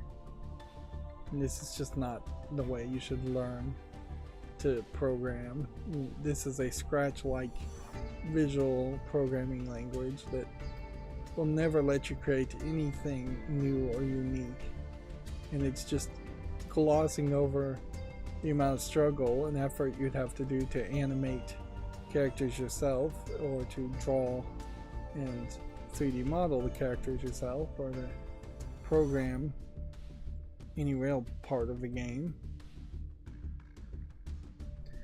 I just don't see a reason why RPG Maker should exist. It's just teaching false hope to people, making them think they can make games when without them having actually learned how to make games. I guess perhaps you correct bad speech with more speech instead of censorship. That would be the argument always for free speech advocates. So instead of saying we should get rid of RPG Maker, we should probably educate people who might use RPG makers that there are other softwares and other ways to do things, and maybe it'll take more work, but you'll have an actual good product at that point. Although I imagine a lot of people make RPG maker games just because they know it's going to be easy and don't care about the quality of their product.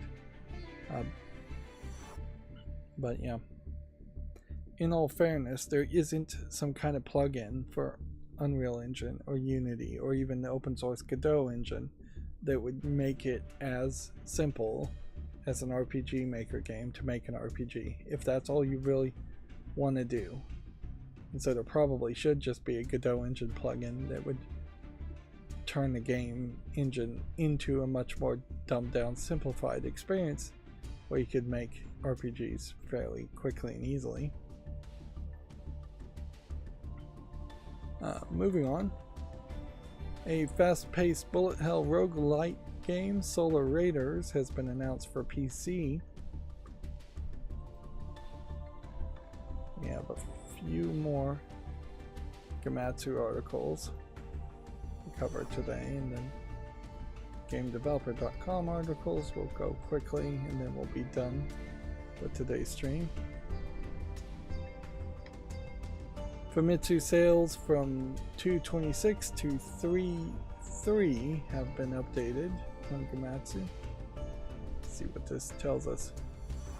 Final Fantasy VII Rebirth doing really well in the first spot for PS5, then old Nintendo Switch games taking everything up till the 7th spot. Goblin Slayer Another Adventure taking up the 7th spot as a new Nintendo Switch game, and Matsurakai no Ki Taimin Aiden coming up in the 9th spot.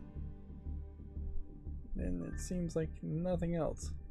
Nintendo Switch games till the 13th spot, then 2 PS5 games in 14 and 15, Nintendo Switch games between 17, 16 and 19, then 1 PS5 game, and then a mix of PS5 and 4 games at the very bottom here, still heavily Nintendo Switch games. Barstella Abyss launching very poorly in the 28th spot this week. And at this point, I think it's not even worth mentioning hardware sales. Like, Xbox Series S seemed to sell a little bit more this week than the Series X. That seems weird, but otherwise it is very much just a race between PlayStations combined and Switches combined, with Switches being way higher in the numbers overall than PlayStations. And I imagine there's a decent chance that the PlayStation 5 and PlayStation 4 combined will just never catch up, because Nintendo will come out with its next console, and that very possibly will sell like hotcakes too. I don't think that there's a huge reason why people wouldn't buy Nintendo's next console. Nobody's going to boycott Nintendo that successfully. Yeah, moving on, I guess.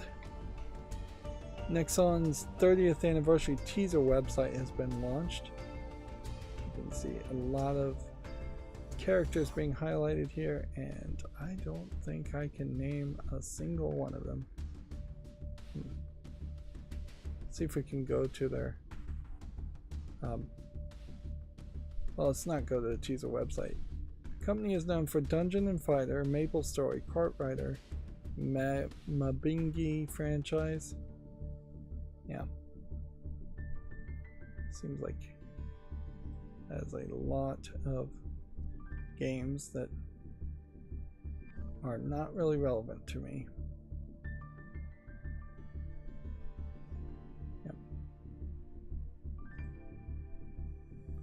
There's movement on the website here. It's still at that, with the pictures changing and swapping. I really couldn't tell you about any of these games. And they are kind of doubling up. Like this one shifts away and then shifts back over here, and each of these triangles are really only 2 or 3 cycles. It's just all very, very dark.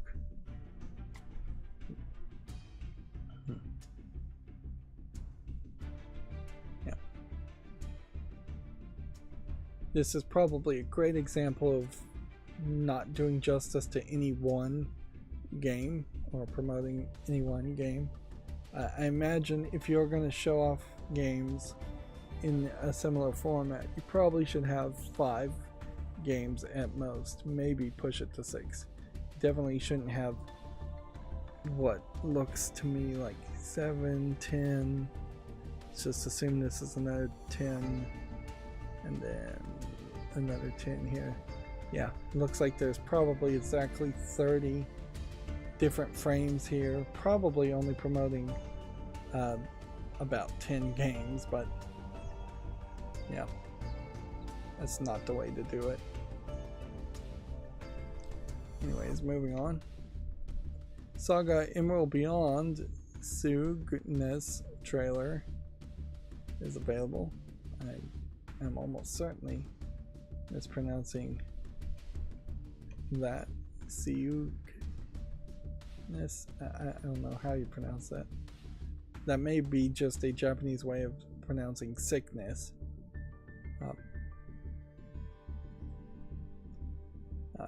Anyways, moving on. Princess Peach Showtime demo is now available. The Middle East mythology inspired side-scrolling action-adventure game, The Land of Magnates, has been announced for PC. That is quite a description. And it looks fairly weird. And I like weird. See, the thing that gets me though is like, this definitely feels like this is more modern time, and then this feels like you're just in a completely different magical environment. Same is true here. And then this feels less modern. So maybe there's some kind of time travel element to this.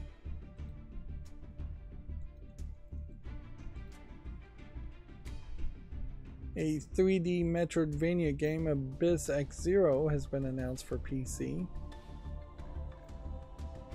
A lot of these articles are going to be older ones, but if the game's not on the fall list, I have to kind of assume. I haven't made a YouTube short on it yet, even though that's not 100% guaranteed. A fast-paced Metroidvania game, Echo Weaver, has been announced for PC.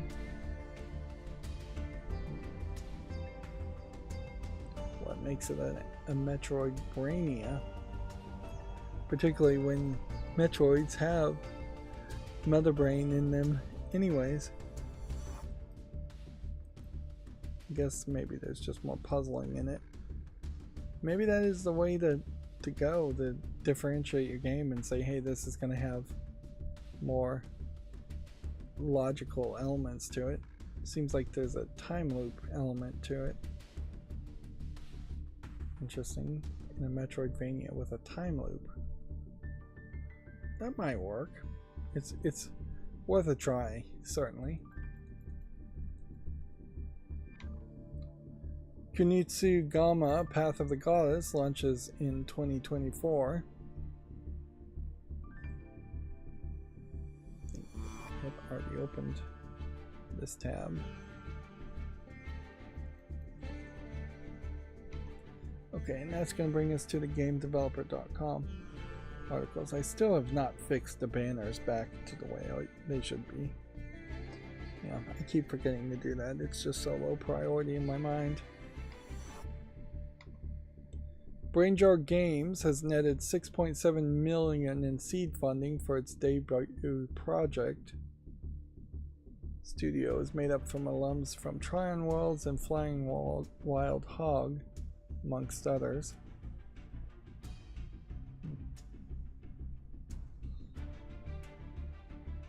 inherently, I really don't want to hear anything about companies like this until they have at least a teaser around the game, because as a gamer, I just can't really care about a company getting seed funding to make a game when I have no idea what they're making. For all I know, they're making some kind of mobile horse riding game that I couldn't possibly give a darn about. Apple kills Epic Games' European dev account ahead of the Fortnite iOS return.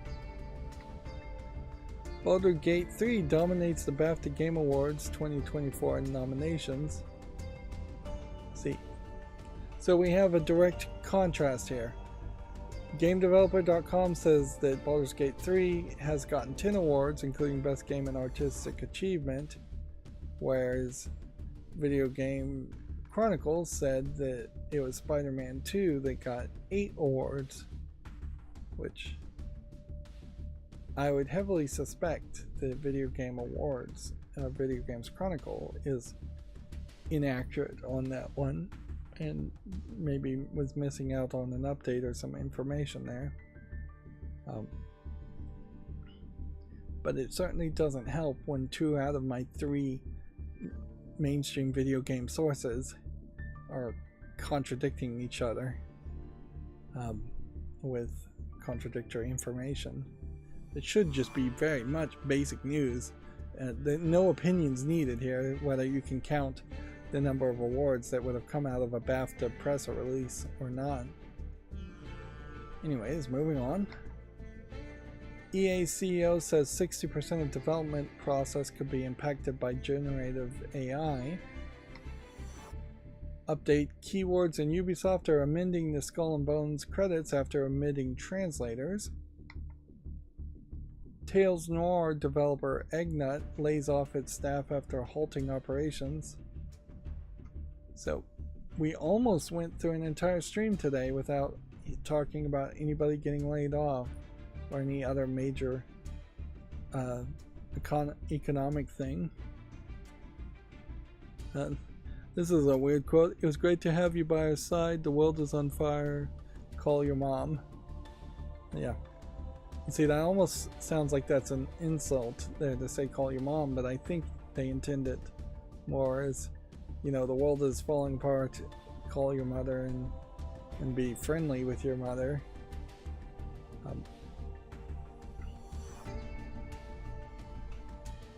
I don't even know what the Tales Noir series is, though. I feel like I would have heard about it. An Eggnut as a name of a company. And they have not directly quoted him, because the direct quote here is the game industry is effed. Call your mom.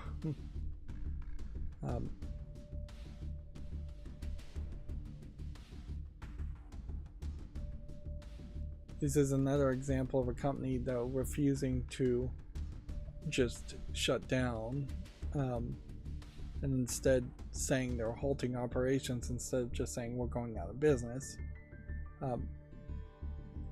Which, more and more, I do think there probably should be a law that if you're laying off more than 40% of your staff in a quarter, or say maybe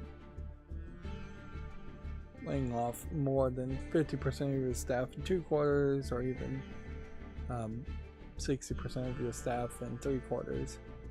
So, some kind of limitations there should just trigger an automatic shutdown of your company. Like, we really should punish companies that are run so poorly, and yet aren't run poorly enough to put the CEOs and the management out of business. And so they just lay off vast majorities or all of their staff, or all of the associate level staff, to leave potentially one person in charge, still paying themselves.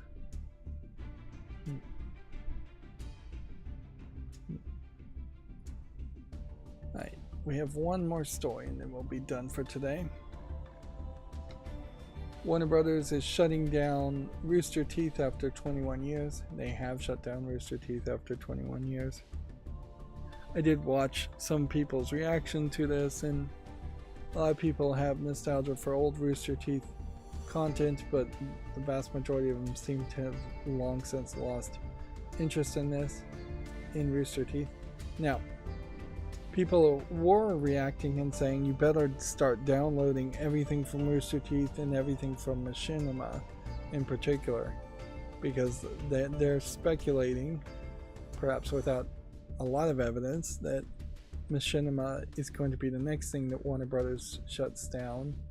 And I could see some reasons for that. In particular, if Machinima's content is heavily reliant on other people's copyrights, I could see Warner Brothers not caring about that, or Warner Brothers just not caring about Machinima in the first place.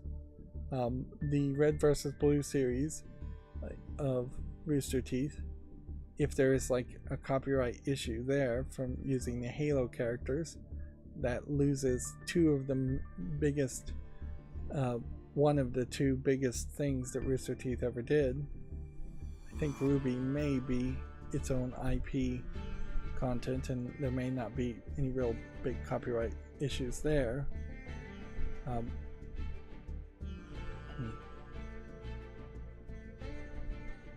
They're saying that the final season of Red vs. Blue will be the final output before the closure of the studio. Which, yeah. I guess take that as a small blessing. Alright, and that's going to be it for this show. As always, I ask you to like, share, subscribe, and keep on watching. Thanks.